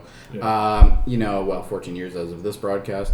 The thing that really intrigues me about the whole 9/11, especially when it comes to the 9/11 conspiracies and the World Trade Center coming down, the World Trade Centers, to me, aren't even that big of the story. Like, yeah, it is, obviously, it's a big fuck you to the industries, but it's the Tower 7. It's the shit that Tower 7 held, which had everybody is baffled by how this building has come down. There's not a single person who's really given a full answer on it. Nope. It's the mysterious building that just happened to collapse because the two beside it fucking collapsed. The one I find more confusing is the Pentagon. I think the Pentagon one's very confusing as well. In fairness, I think the one that confuses me the most is Shanksville. And no one ever talks about it. But that plane is not there. There's no plane. The excuse is the plane went nosedive into the ground and went into the ground. Yeah. That is the explanation with that flight. So we'll just close it off and we're done. Yeah, I just do not understand. There's a little bit of weirdness in that. There's a lot of weirdness, but I think the most plausible is what. Who are you picking? Is Kevin. I have to pick Kevin because I think his is the most plausible. I think 9/11 is just, it's a riddle wrapped in a riddle. It's very fishy. It's so hard to figure out. To me, with the World Trade Center, it's just that it's so huge. Like, it would take so many people. It would be a very elaborate thing to do that, and somebody would have come out. I appeal for this history point. I don't think. I think Jeff wants to argue. In fairness to Kevin, I don't think he made enough points about his argument, and I think that mine has been acknowledged by everybody as being the most plausible. And I think I made more points. No, I want to go on the record yours is the most plausible between the two go on of to you. the next category? Before this starts, I just want to be clear. I'm not being a bitch, and I've accepted defeat. Okay? All right. Thank you. So this is why history is the best category, because it gets people the most amped up. And okay, can we go on to the next? And also because it got you arguing. I know. So is it over? Did Kevin get the point? Kevin got the point already. All right, we're done. So it's basically Jody versus Kevin. Yeah, David still won a point and tie, and everyone got 2 points. It's anybody's game right now. Anybody's game, and then technically, we Kevin's got the advantage. We could all go to tiebreak. I've got the what? Oh no, it's me and Kevin right now. No. Dave could get one, and it's a three-way. We have a three-way tie if I score this point. But if you or I get the point, it's he picked an interesting one too. So I don't even know. Who won 2? I mean, all right, I'm shocked. Are you going to do the speed round then? Not yet. We are, but not yet. Wild card. Who is the best comedian of all time? Best comedian. I'll go first. Mine's a quick one, so it's easy. Yeah, his is. Robin Williams. Yep. Robin Williams, and I'm not saying that because he's dead now. It's tragic that he is, but he had a lot of problems. But he put all of that aside to make sure we were all happy. Now, he had some crap. I'm not going to lie. I hated that movie where he was like a doctor and he was making... Patch Adams. That one. Terrible movie. All right. But he also did some interesting stuff, which, even though it really wasn't the comedic side of him, like Where Dreams May Come or whatever that show was, it was pretty good. This is specific to his stand-up work, right? Yeah, but is this stand-up? Okay, so if it's stand-up, I'm still going to win anyway. Still picking Robin. Other than... Oh, fuck. Kevin might win. Sorry, listeners, I just saw the answers. Okay, well, either way, and that's probably the only one, you're not going to win. I'm just telling you right now. I'm going to win. No, you're not going to win. He better make some damn good arguments. He's going to have to work hard to win that. What are you talking? Mine is... Oh, never mind. It's terrible. Anyway. Robin Williams' career spanned... I don't know who you picked. Let's say, what, 30 years, 40 years, somewhere around there. I'm not even listening to you anymore. You don't need to. You don't need to because your answer's terrible. He's got him in his ears. Yeah, I know. He can hear me anyway because he's got the mic. He's got the mic monitor going. Yeah. But I can't think of a single comedian that's made me laugh so much. Jesus, I thought I turned that off. Give me an X for that. Don't fucking give me X's. What are you, Mr. X Happy? I'm going off feeling. I'm not even accent. I'm not even getting points. I'm going off feeling. Sorry, I gotta make sure this is. It's wild card. It's wild card. It's wild. All right. Anyway, to get back on point, Robin Williams, in my opinion, was fantastic stand-up, bar none, hilarious. Even in the later times, still hilarious. His early stuff, pretty funny. I would say through time, he's actually gotten better. Okay, so his 80s stand-up not as good as his 90s stand-up, and his 90s stand-up not as good as his 2000s stand-up. It actually progressed, got better, got a little bit more political as well. Almost reminds me in a way of Bill Maher a little bit. And I'm kind of going What do you prefer in more? a way, have you seen some of his earlier, newer stuff? Who? Robin Williams. Like his stand-up? I've seen his stand-up. Some of his political stuff is hilarious. I've seen a lot of his HBO stuff. Yeah. I don't think Bill Maher's especially a good comedian. Like as far as I think he can be. He's good in his not stand-up. Yeah. Wait, Jody. Yeah. What do you think is better for Williams, his acting career or his stand-up? We're talking stand-up. We're talking stand-up. We're talking stand-up anyway. His acting career obviously we've got some. His acting career is much better. His acting career, his acting career was definitely nothing to look over. But we're talking about his stand-up, and his stand-up, in my opinion, was fantastic. What do you think was his best stand-up? The best stand-up for me would have been, what the hell was it called? It was the one where he talked about Bush like nuts. What was it? Something, weapons of mass destruction or something like that. Weapons of mass... Something like that. Yeah, something like that. It was very unmemorable. Weapons of mass something or something around there. I'll look it up while I'm talking. Yeah, you're really close to the name of that. I've heard it. I always think of that as golf. The golf one's good too. Yeah. Where he does like a little kind of. No, but overall, like just I just think his stand-up, and especially it aged well, and it aged with him, and it progressed. Definitely. It got funnier and funnier and funnier, and we lost him. It's that simple. Did you choose a wild person because it was wild card? No, it wasn't that. He's wild. Definitely a wild person. But he was on like cocaine most of the time. And he had a massive cocaine comment. Massive. A lot of Robin Williams stuff is funny, but I'd say it's hit and miss, and I don't know. That's just. I don't know if he's hit and miss, but he's pretty much hit. He's missed a couple of times. This is a good example. Weapons of Self-Destruction. That was the name of it. 2009. Self-Destruction, yeah. That's Self-Destruction. Yes. How ironic. And if you watch that is an hour and a half of him just continue. It doesn't stop. There's no stop. The only time he stops is when he takes the cap off the water, sucks it down for a quick second, and then just keeps firing them out. Yeah. And it's non-stop. It's a fantastic one. It's probably one of the best ones I've... Stand-up wise alone, and you have some classics like Eddie Murphy Raw, fantastic. And it reminds me of that. It's just non-stop. It just keeps hitting you, and it's got political in it. He's got stuff about his wife. He's got everything. It's fantastic, and I just think he was a great performer. Okay. And that's what you want in a good comedian. Absolutely. Especially a good stand-up comedian. What you want. Kevin. George Carlin. The only person who could win. You picked one of the holy trinities of comedians. Absolutely, and he's one of the. He's not the first to be edgy or to point out what's wrong with everything, with everybody. But he did make it mainstream, and he did change comedy from jokes to life experience. Yeah, and to experiencing. The way the world is, and making fun of it. His bits about how we just gather stuff all the time are fucking genius. Yeah. Or his bits about how how the American government doesn't gives a shit about you till you're born, and then doesn't fucking care about you at all. Right? No abortion, true. But and it's it's fucking true. Great. He has such an insight. Very, very funny guy. Into the human condition, and then brings that to his stand-up. It's unparalleled. It's unparalleled. He said it is. That's a point for me. No, I'm not. You're going on feel. You're going on feel. That's right. I start getting points. And I don't want anyone to feel like they know they're winning. He's mixing it up. He is just unparalleled in that way, and he was for.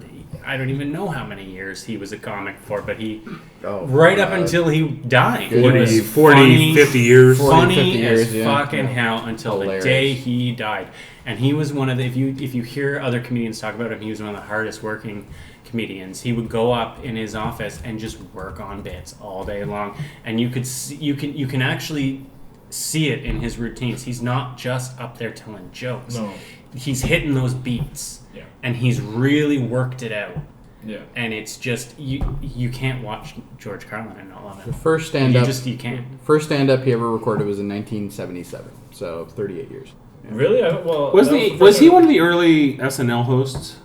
I think he was. Yeah, he was the first. I think he was the first, right? Yeah, he was one of the first ones. Yeah. The thing I always think about with Carlin is the fact that he, like Jody was saying with Ron Williams, he started off clean cut. And then he did. It was a progression in act. It wasn't the same act over and over and over again. Yeah, like the 7 words. Yeah, and his earlier stuff isn't. You're right. His earlier stuff isn't as good because it's just jokes.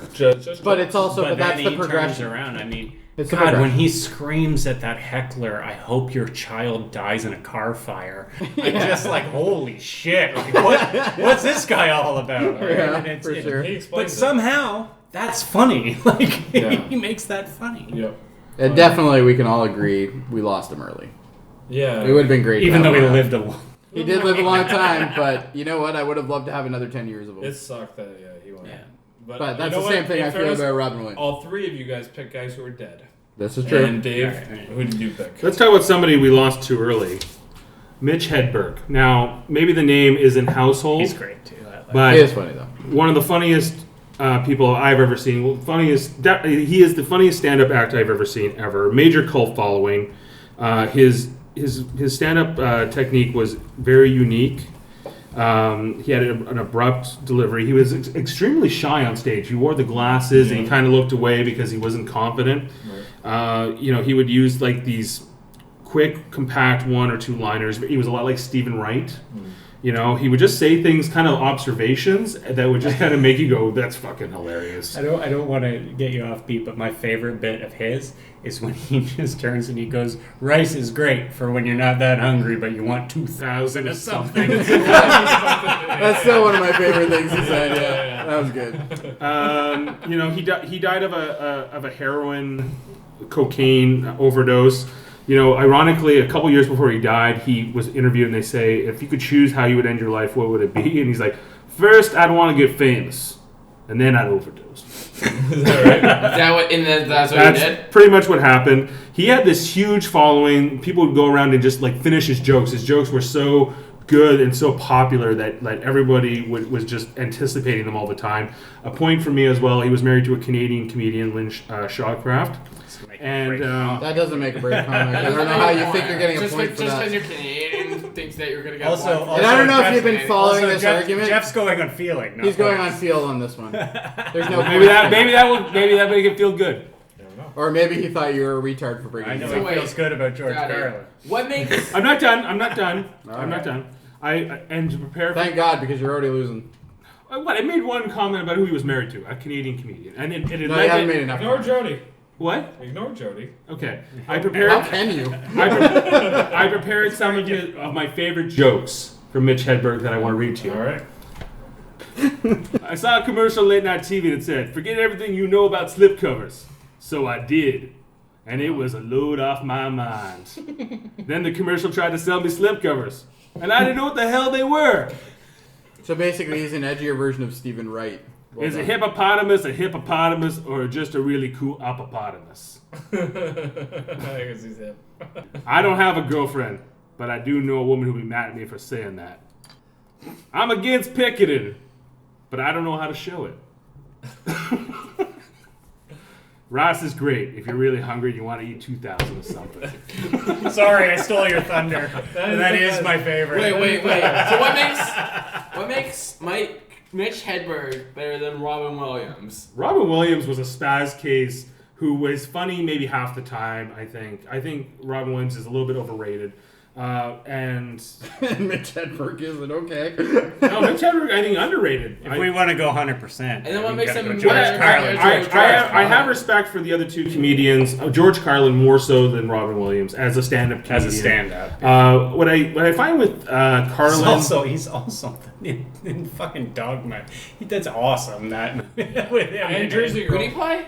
And Jersey Girl. And what, Bill and Ted's Excellent Adventure? He's especially funny in that. Rufus. He's awesome in Jersey Girl. But anyway, sorry. I think if you name one funny line that George Carlin said in Bill and Ted's Excellent. No, that's my point. He didn't. He's not especially a funny person. I thought you said he was really funny. Did you say he's not a funny person? He is a funny person, but it wasn't hilarious. It wasn't like just because George Carlin walked into a room it made you laugh. Like his stand-up was good, but it made you think. It was that's comedy change. And I think that's what I don't like about Carlin as much is that he was a little too cerebral. And if you just want a guy who's going to make you laugh with kind of jokes, Mitch Hedberg is the guy.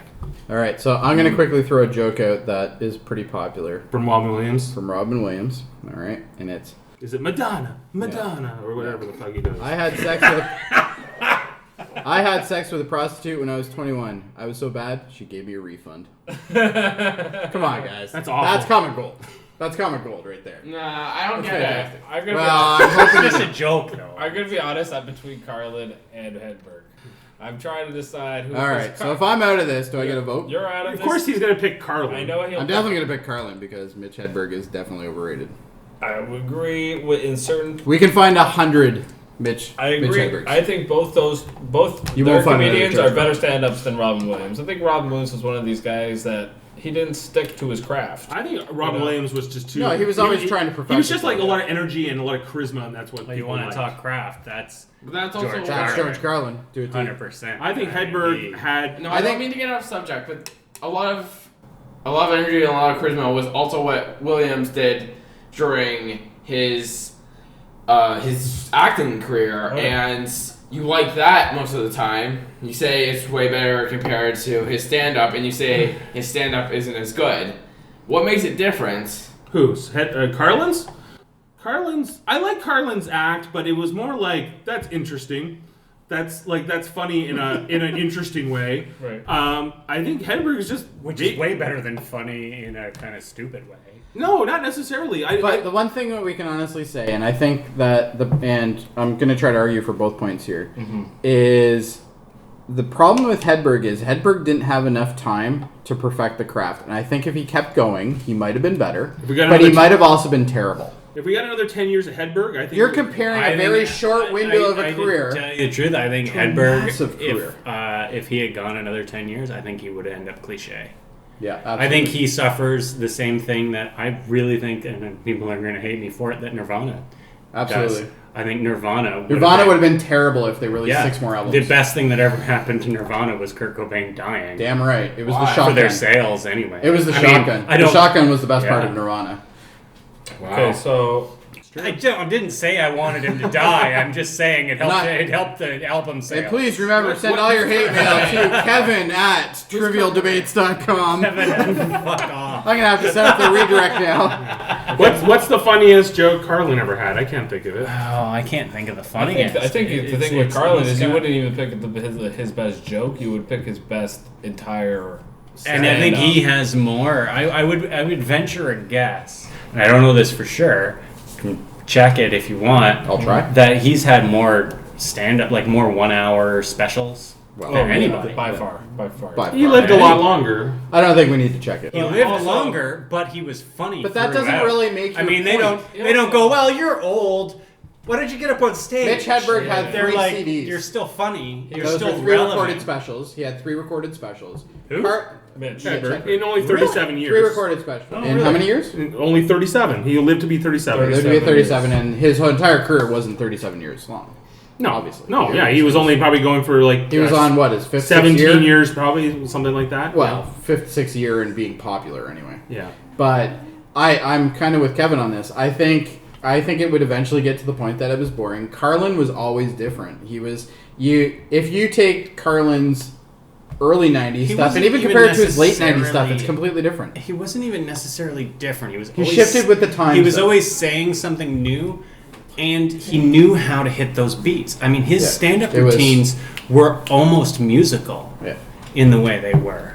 If I had to vote... It wasn't the same thing. What was great about Hedberg is each line was a punchline. Everything he said was a punchline. He was kind of like an old '60s comic, like that was like the one-liner. But that's not necessarily a good thing. I don't think it's necessarily a bad thing either. I think he kind of revitalized, Carlin, kind of changed comedy. Hedgeberg was basically an edgier version of Jerry Seinfeld. Like he was a little bit of an edgier version, and I think Jerry Seinfeld could have been in this conversation. Seinfeld was one of his influences, and it's funny that you say that because he was dubbed the next Seinfeld by Time Magazine, Mitch Hedberg. Well, and that worked out so well. And excellent analogy there. Yeah, but some of his biggest fans were George Carlin, Dave Chappelle, Louis Black.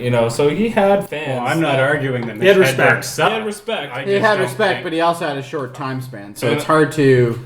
It's hard to say 10 years from then if he kept going, would he still be as respected? I think he would have been. I think more so. I think he would have really broken out and become a household name. Just my theory. I think he he became a big. He died right when I was in grade 7 and 2005. No, I was in grade 10. Grade 10. Yeah. I wasn't. And no, but me neither. Before he died, everyone was starting to talk about him in my high school. It's true. He started to really. His dad he died made him too more early. famous. Absolutely. Right. Right. The Nirvana effect. And George Carlin was one of these guys I discovered in college. I didn't really know who George Carlin was in high school when I was. He's not our generation. No, it doesn't matter though. I don't think that matters. I still enjoyed it. Once I did watch. Once Carlin, you find I him, love fucking George Carlin. Yeah. Once you find him, there's no denying. There's no denying him. Yeah. I have a George Carlin book in my crapper at home.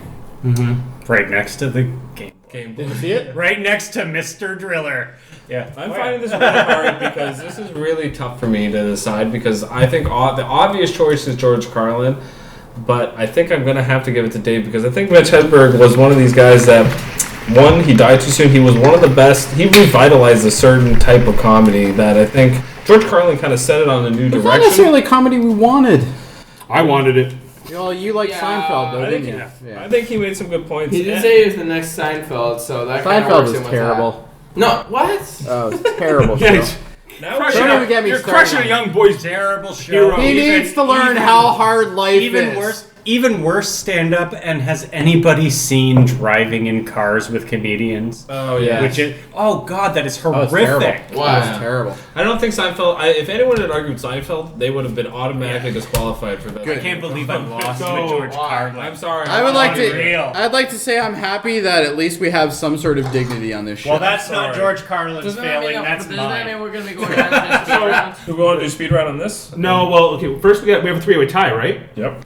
So when do we get... I would just like to mention that even though I've lost every game, I've always made it to the speed round. Okay, let Eamon do his round. Let Eamon do his question. Okay. We all can argue our point on the fly. Okay. Whoever goes, we'll just do an order. So, to be clear, he's going to give us the question. We're arguing? We're arguing. Eamon's going to decide. And he decides who gets the point. Decides who moves on. And you have to decide which two of us move on. Okay. And it's not because your dad's here. All right? So you can't just vote for your dad because it's your dad. But that doesn't mean you can't give it to me either. Right. No, this is true. Give it to him because he makes a good point, not because he's your dad and he's going to beat your ass if you don't. Just be fair. Just be fair. I'm gonna call. Okay, what order are we going in? Because obviously, if whoever goes first will get first pick of what they want. So the sports one. So just to be clear, we've all won 2 rounds, right? Yeah. Okay, right. so there's no one clear winner so far. No. It's up to you, bud. I would do the best mistake in sports history. Best blunder. What was the best blunder in sports history? You're up, Kevin. Does this have to be well in play? Or can this just be sports-related history? I'm basically deciding on how big it had an effect on and how big the blunder was. Okay, I got mine. I'm ready. What? Go for it. All right, I'm saying the 1986 Western Final, Calgary Flames versus the Edmonton Oilers. Yep. Game 7. Yep. Edmonton Oilers. Steve Smith scores on his own net by hitting Grant Fuhr in the back of the leg, which allows the Calgary Flames to win and advance to the Stanley Cup Final. Right. That's the exact reason I chose this. Really? That's all you gotta say about it. It's forever. This sounds a bit biased. What's your choice? Fuck if I know now. Because that's what I was gonna pick. I only had one thing in my mind, and it was not that. Really? Yeah, the most. I'm gonna go out on a limb here, and I actually mentioned him earlier. Pete Rose. Pete Rose disgraced baseball for what he did. Realistically, let's face it. So I'm gonna go Pete Rose. Obviously, we all know what he did. He doesn't. Okay, Pete Rose bet on his own stuff. All right. Essentially, completely against what you're supposed to do, bet on his own team, made sure he lost. We're good to go. That's it. We're done. Okay. Kevin.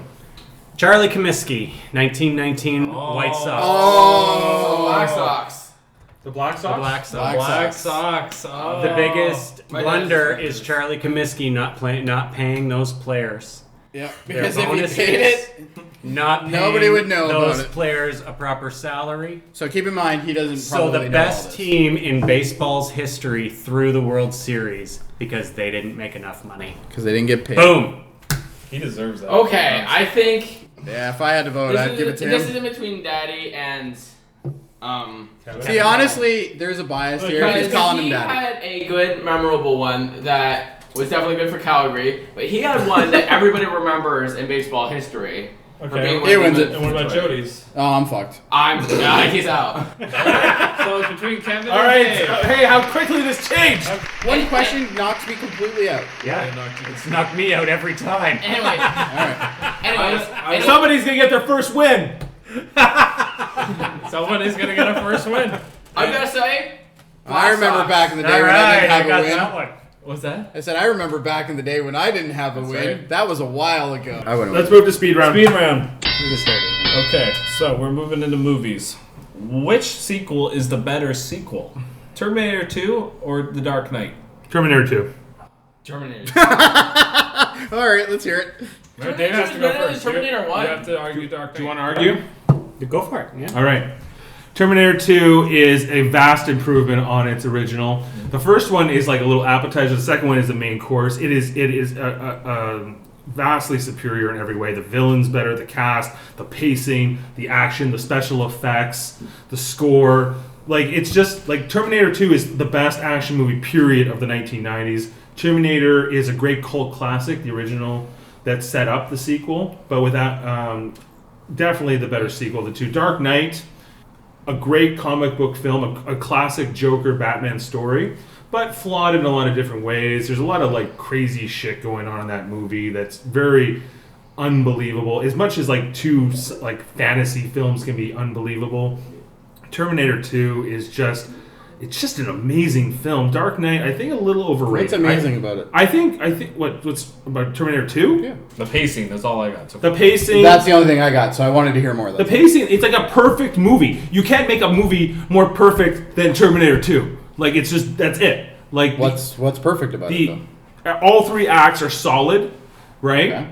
You know, the story of a boy with his cyborg, you know. Kid is fucking annoying, though. And so is his motorcycle. How many times can you shift gears, for fuck's sakes? Okay, but think about this. There's a boy and a cyborg protecting him from a cyborg. So basically, cyborg versus cyborg, which is kind of like self-mutiny. You know? There's a great twist in that movie when Arnold Schwarzenegger first shows up. You know, he's the villain from the first film. You expect him to be the villain in the second movie, but it flips and he ends up being the protector. You know, I know because it's an older movie, we've all accepted this by now. But at the original, when it originally came out, that was a big flip. But that flip happened in like the first act. It happened in the first act, but then it sets up this amazing story. Linda Hamilton is the great hero of that story. It's got a great female protagonist that really pulls that thing together. Were we watching the same movie? She wasn't really She wasn't really the What the main hell are you talking about? protagonist in Linda that one, Hamilton though. was the best part of that movie. She's the main character. No, she's not. Yeah, she is. Schwarzenegger. Who is? John Connor. Schwarzenegger is. John Connor Connor. is. No. Yeah, John Connor Connor, and Schwarzenegger. I'd say John She Connor. doesn't show up until the second act. She does a bunch of pumps and then stabs a guy with a pen and then And then ends up unlocks doing herself. Yeah, and then unlocks herself from a jail cell. Big deal. Okay, no. Kevin, Dark Knight. I don't even know. It's hard to argue for me against T2. I love T2 was way T2. too good. But so was Dark Knight. Dark Knight was awesome. It's clearly the best of the three. You'd rather watch it than Terminator 2? No, It's, I'd rather watch it's Terminator. close, to be close. honest. It's close. To Why be pick honest, this it's one? If close. I could only watch one, I think Terminator 2 actually gives me my opinion of Terminator 2 is colored a little bit by the age of which I saw it. So Well, and that's part of it too. Yeah. yeah, Definitely. They're very. I Dark watched Knight- I Dark watched Knight. Terminator 2 the other day, and it does lose a lot of its pizzazz. I'll tell you. How about the whole? I know I should be agreeing, but I'm not. I still really like it. I have watched it. There's recently. some awesome scenes in that. Dark Knight. It's, Heath Ledger's depiction of the Joker, which is really hard for me to argue for, since I argued against it last week. is really excellent and really entertaining. Yeah. I don't know. I don't know. It's hard for me when I can't argue against the whole subplot of Dark Knight with the radar and the cell phones and all this shit. Like, what the fuck's that? What the fuck is But robots Batman coming from fucking the future? That's an amazing premise. but Batman. That is a more the Dark believable Knight- premise than people spying on your cell phone. Be quiet. It's less corny. Okay, but we have to look at it this. Dark Knight, Batman in the Dark Knight is the equivalent to Sarah Connor in T2. Where are you arguing that these movies No one suck? gives a shit. Okay, no one gives a fuck about Batman. No one cares. It's all about the Joker in that movie. It is all And- about the Joker in that. And in Terminator, it's all about the fucking Terminators. It has nothing to do about. You know what? Honestly, they didn't even need to bring back Linda Hamilton. It would still be a great movie. No, I disagree strongly. I So think which movie's better, Jody? If I had to pick between the two, yeah. it's hard. They both are great movies. If I had to go by points, I'm going. I don't think either one of them won. What's a better? I know that's why I'm trying to go to you, because what's a better follow up to the first movie? A better follow up to the first movie. I'm gonna go Batman. Because the first Terminator was fantastic. I don't know why you're saying that it was alright, but the second one's fantastic. I have the same feeling too, because the Batman Begins is Batman Begins was good versus but the Terminator. I mean, the cult classic of the Terminator. but we can also argue the other point that Batman. But we can also argue the other point, which is that actually goes against Kevin, is that the second Batman movie is really not about Batman. No, it's not. Where Terminator 2 is about That's not what I'm asking. Terminators. I'm not asking is the Dark Knight about Batman. I'm saying what's a But better you're saying sequel? the better sequel, and the better sequel would be continuation of the story, would it not? The better sequel, the better improvement on the original product is definitely Terminator 2. Batman Begins is a solid movie. It often gets forgotten about, I find.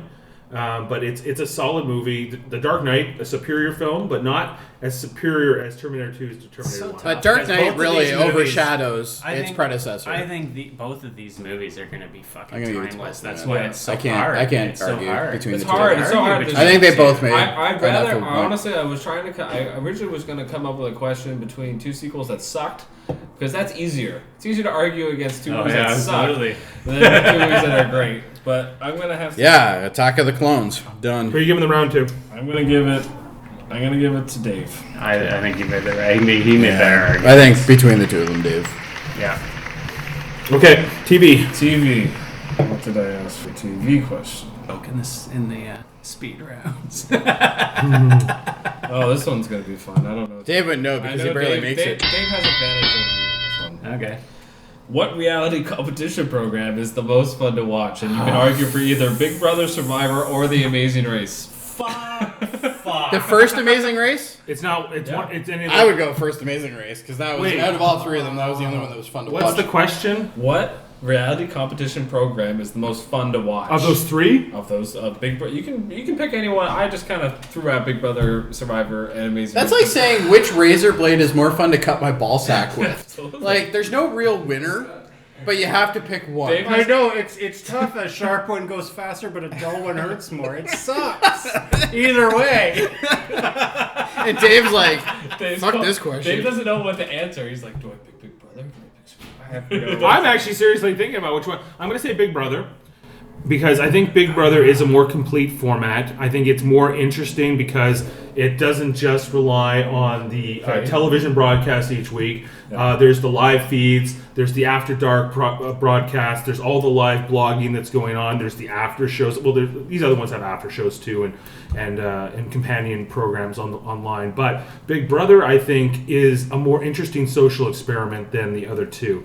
Amazing Race, fun, but not exactly stimulating. It's people running around doing like who can dig The first season was fun, though. Amazing Race wins all the goddamn Emmys. I'm gonna I disagree with it because I think Big Brother is a more interesting social experiment because it throws all these like 20-something, sometimes 30-something people, most of them assholes, but it basically pits super fans against really beautiful people who have no idea why they're there other than they were cast. And whatever you're saying sounds horrific. Like, it just sounds awful. I've never watched it, so it sounds horrible, though. Like, you're not making me want to watch it as somebody who's never watched it.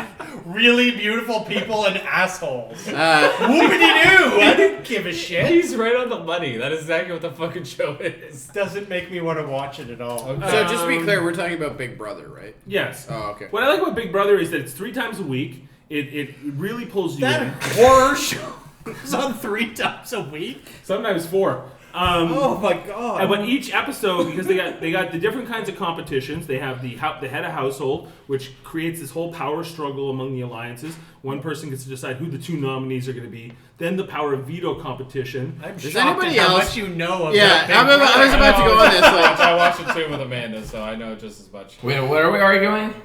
We're also what is the most fun to watch reality TV competition program? Survivor, Big Brother, Amazing I would Race. just pick something Kevin and then is just go. bowling Dave knows on- too much about this. We're done. I don't think Amazing Race is gonna make it to the final 2. Honestly, Kevin is mulling over what he Fine, Survivor, because it was the first. It invented the whole genre. I think they came out the same year. They did, Yeah. but Survivor was the first I think that really hit with people. Survivor- In my understanding, people Survivor really had a started much better to- market share in the first Yeah, year. it's the one First that two. made Actually, the people second start one was thinking the about big one. reality Really? TV.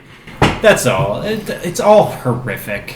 It's all just the worst. So Fucking Big Brother? Seriously? That sounds awful. Why would I want to watch that? You know what one I did like? Right. Is my big fat obnoxious fiance. okay. It wasn't a real reality show though, so you couldn't It was really like a pick it, mockumentary but- kind of thing. Well, dude, no, it was. She thought it was real. He was an actor, and they were supposed to like fucking pretend they were married with her parents. That sounds whatever. awful. Oh, it was bad, but at least it made me laugh. Fucking Big Brother. Big Brother makes me laugh Seriously? often. yeah. Oh, it sounds horrible. Talk to These me about shows, Zach. these shows are. I wanna see This debate's been hilarious. I'd have to give it to Dave because he actually. Because I Because don't he know made an anything about argument. anything. Hey, it's TV round. I know more about it. I told you you haven't been. Congratulations, Dave. You Although- watch shit that women watch. All right. Give us the next And Jody both made me laugh a lot. Plus, I knew Dave would be a disadvantage in the next category because it's music. All right, music. But the two of us, music? I win music off, and I'll be good at this. I I win music often. You've won it once. No, I've won it 3 out of 4 times I've competed. You're full of shit. Really? Really? Yeah. We have like some sort of statistics Just like backing I'm this. awesome at sports. he's gonna have a hard time with this one. Dave did let me know before this I have a hard recording, time with all though, of them. that I am. What was it? I'm the only person that's ever participated on this show that has won every category. At one At point. least all right. once. Yeah. Yeah, nice. Yeah. Good for I've You won have, a every win, you have a category. win in each category. Yeah. Which I thought was Nobody else- impressive, don't and it's think about I the have only a- thing I can actually take as being proud. Nice. About. I think I'm about to be the only completely defeated person that's ever been. Not necessarily. What do you mean? No. All right, music question. Here's the question: which music artist's death had more of an impact on the direction of music today? Kurt Cobain or Bradley Nowell from Sublime? Fuck it is. So say Cobain. Cobain. Now the question is, do you know who that is? Bradley Nowell. Here's Can why. I have a hint? Because I already said it, but he's from Sublime. Sublime. I don't think grunge music would have ever hit the heights it did without his death. If he had kept going, he would have ruined the whole. Yeah, Fucking we even genre. mentioned it. We even mentioned it earlier today. We did. So his death actually has helped the genre. Yes, Exactly. absolutely. I said what had more of an But I think Sublime did too. He said He impact. was not. I remember Nirvana. Nirvana was Okay, I'll tell you sort how of you- big, and then he died, and then they fucking blew up. All right, I'll tell you how you win this one with Dave. Okay, all you have to do is say, "Hey Dave, name 3 Sublime songs." I know that one, like dun dun dun dun dun. I might be able to do 2 Nirvana. I'm not a Nirvana fan at all. Really? I Yeah. don't know, like I can't remember, easy I don't know the are. words, I but think like you're talking Smells about like what I Teen got. Spirit, heart-shaped box. what I right? got, Okay, yeah. There you go. I You can got I can see the round. there you go. I knew you would. Oh, that's a good thing because I had a horrible argument. But for the record, Kevin could name 4 songs. Of Nirvana? Sublime. Of Nirvana. Not Sublime. Come on. I can't argue for 4 Answers to Freedom. I can't argue Sublime had an impact on anything. So now Jody's gonna love this question, especially since both of us. Does that mean I get to rate it? You get to maybe put a. Can I be a guest? I already know what your opinion's gonna be on it because you've already stated today. Sports. Should Pete Rose be in the Hall of Fame? yes, Of course. Oh shit. All right. Go You ahead. got in first. Yeah, Dave got in first. I think he's paid the price. I think the penalty doesn't quite fit the crime. There is this mindset that if you ever gamble at all, that you're banned from baseball for life. I think that and the fact that he denied it for so many years, but I think it's been like 15 years since coming forward. It's like just to go back a step, he totally deserves to be in the Hall of Fame based on his play merit. I think everybody who played the era that Pete Rose played would say he was one of the best baseball players, one of the most hardest working and best prolific hitters ever. And also, to be clear, he wasn't playing when the controversy happened, I think. Right. Seriously? He was not. Oh, he's managing. Oh, that's kind of worse. And That's worse. He didn't even bet on baseball. He bet on basketball or something. No, he bet on baseball. He got nailed for betting on baseball. Well, that's illegal too. You're not allowed to bet on any sports when you're a baseball player. Why? Really? I didn't know that. Because it's the idea is that you have like an inside connection to sports, and you're just not supposed to bet on sports in general. I always thought it was he didn't bet on baseball. I thought it was another sport. Can we fact check? Come on, we've already. No, he bet on baseball. You can stop arguing because I'm going to have to concede because he should be. Even though he did that, it's still he's still a person of note in baseball history, so he should be in the Baseball Hall of Fame. He was kicked out of baseball. So I concede. He was given a lifetime ban. He was given a lifetime ban in baseball, but he was a manager at the time. Okay. All right, you conceded. All right. Conceded. I'm up 2. You got to win one of the next 2 categories, Dave, or else it's a tie, and then we have to figure something out. If it's a tie, I win. No, I don't know why. Your big brother argument was hilarious. No, if it's a tie, I got a question that we can answer real quick. All right, well, it's not a tie yet. Okay. History.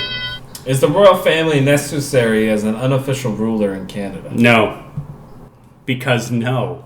We're our own fucking country. We don't need a monarch at all. Why? What does the monarch do? We can keep our government the way it is. We can keep our parliament the way it is. We don't need it. We don't need it. We don't. What? Technically, right.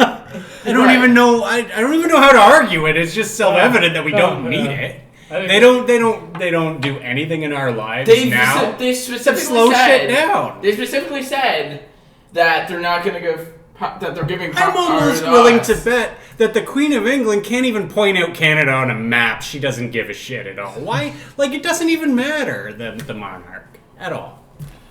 The monarchy matters because it's part of our history and our tradition.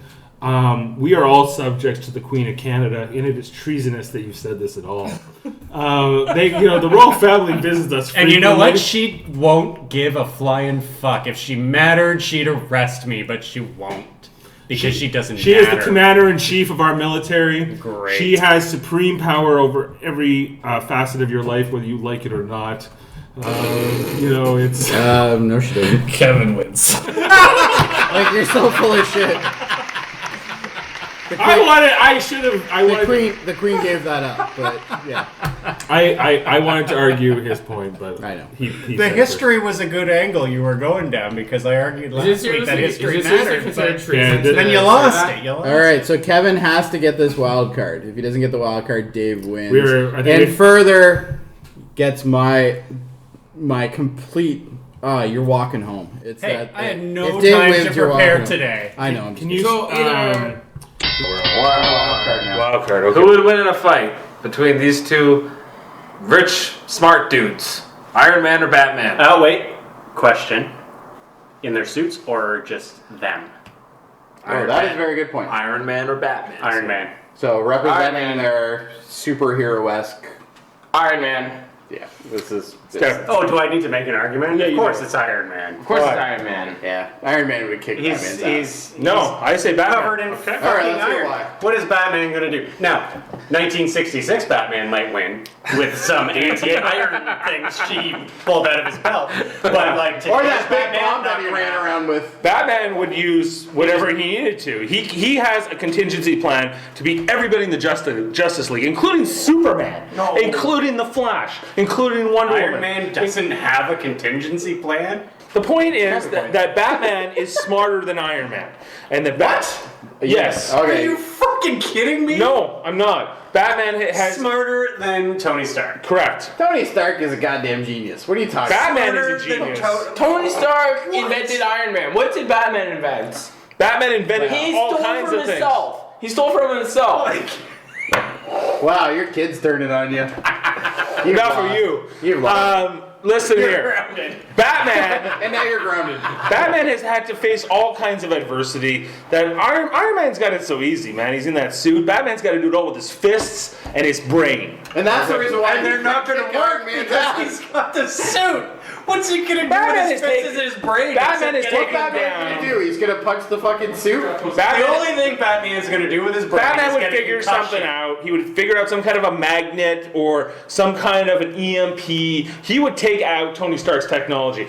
And then once he's out of that suit, which definitely he would figure out some way, somehow he would do it. Fucking Tony Stark would just have another suit, or 10 more suits, or 1,000 more. Or he'd have a bunch suits. of remote ones. That's that how would come he in and kick wins his ass. everything.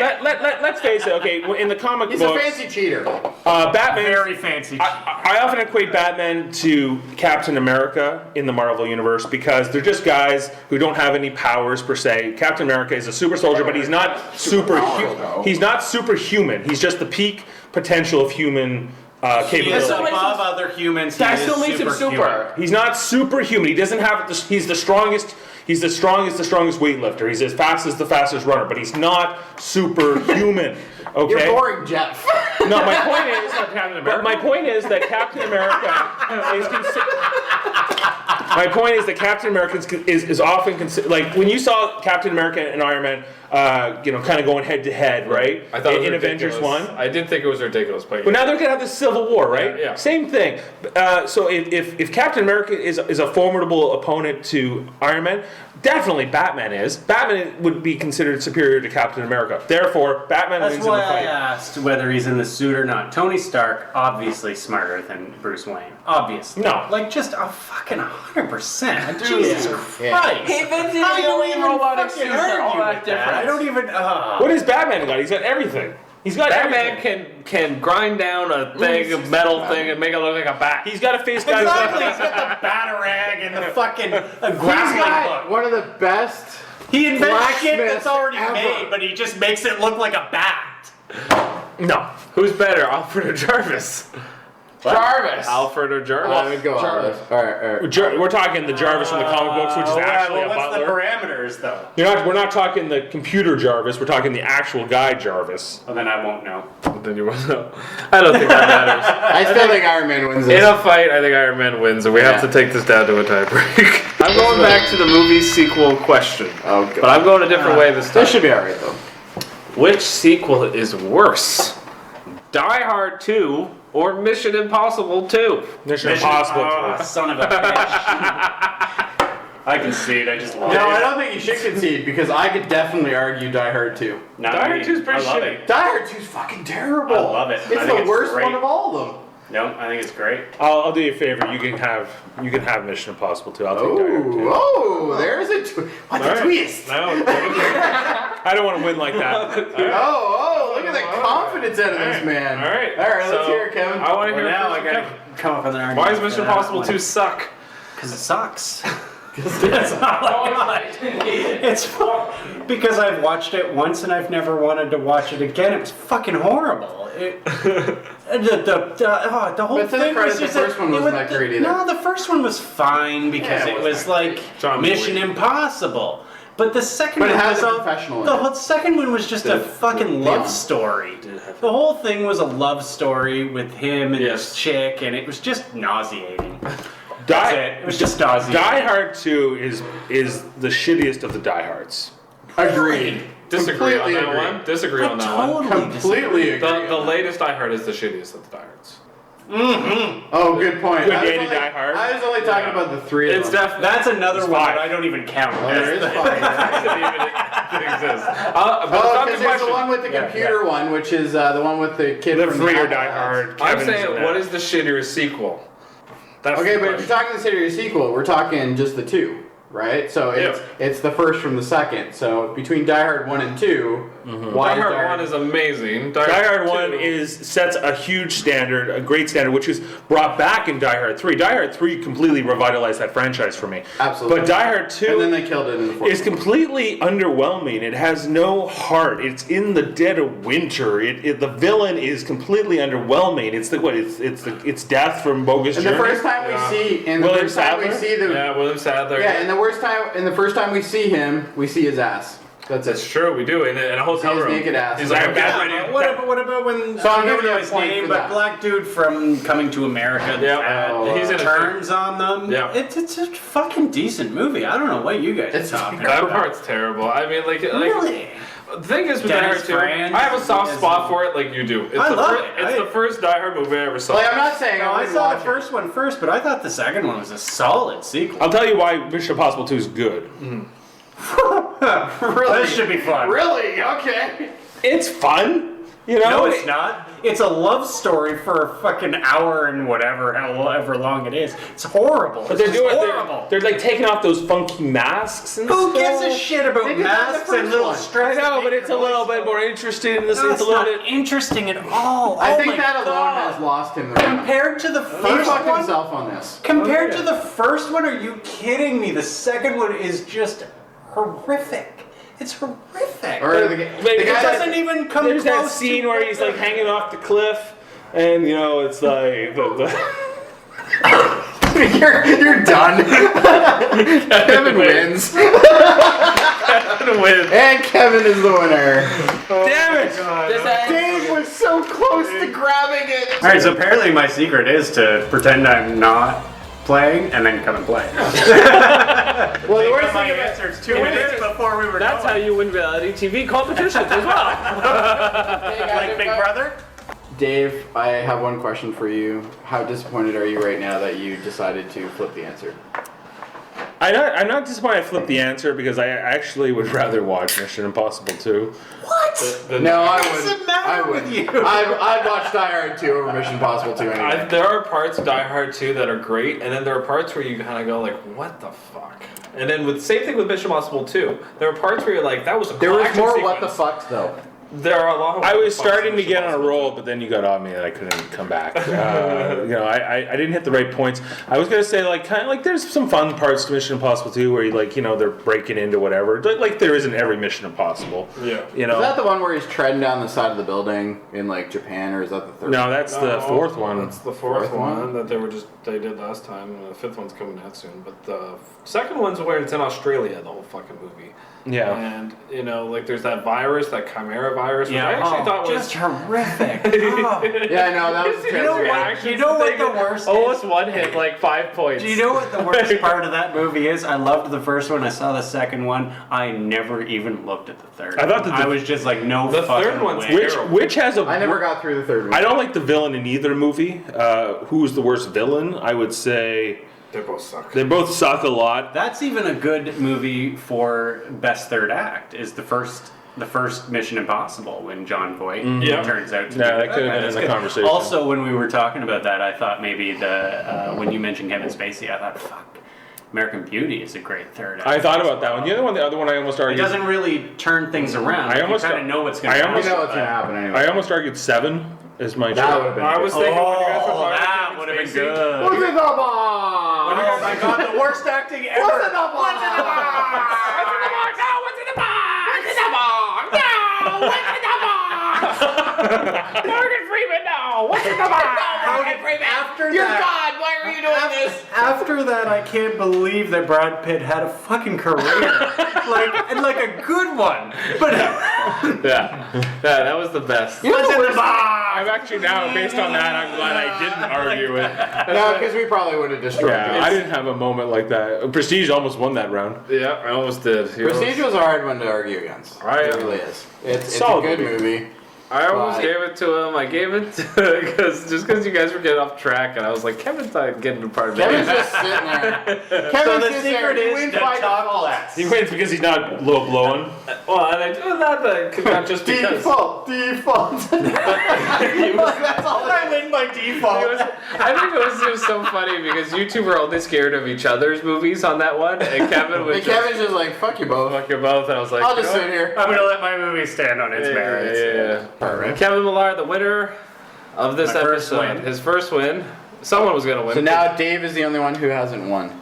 That's good. At least at this table right now. Correct. It had already been decided. But Jim hasn't hosting next week. Yeah. Jim hasn't won yet, and Dylan hasn't won yet. There's a few people who haven't won. There's a lot of people that have Caputo. Caputo hasn't won because he didn't fucking show up. Jerry, I want to see Jerry and Daryl because they're only played once and have won both times. So they Really? Jerry won the one that he was on? He won the first one, yeah. So Jerry versus Daryl versus like. Oh, because I got into the final on that one. No, somebody who's won, like Jody or Kevin. Okay, yeah. Somebody like that. All three winners have to go head to head. Three winners head to head. That would be interesting to watch. And then the winner of that is the champion.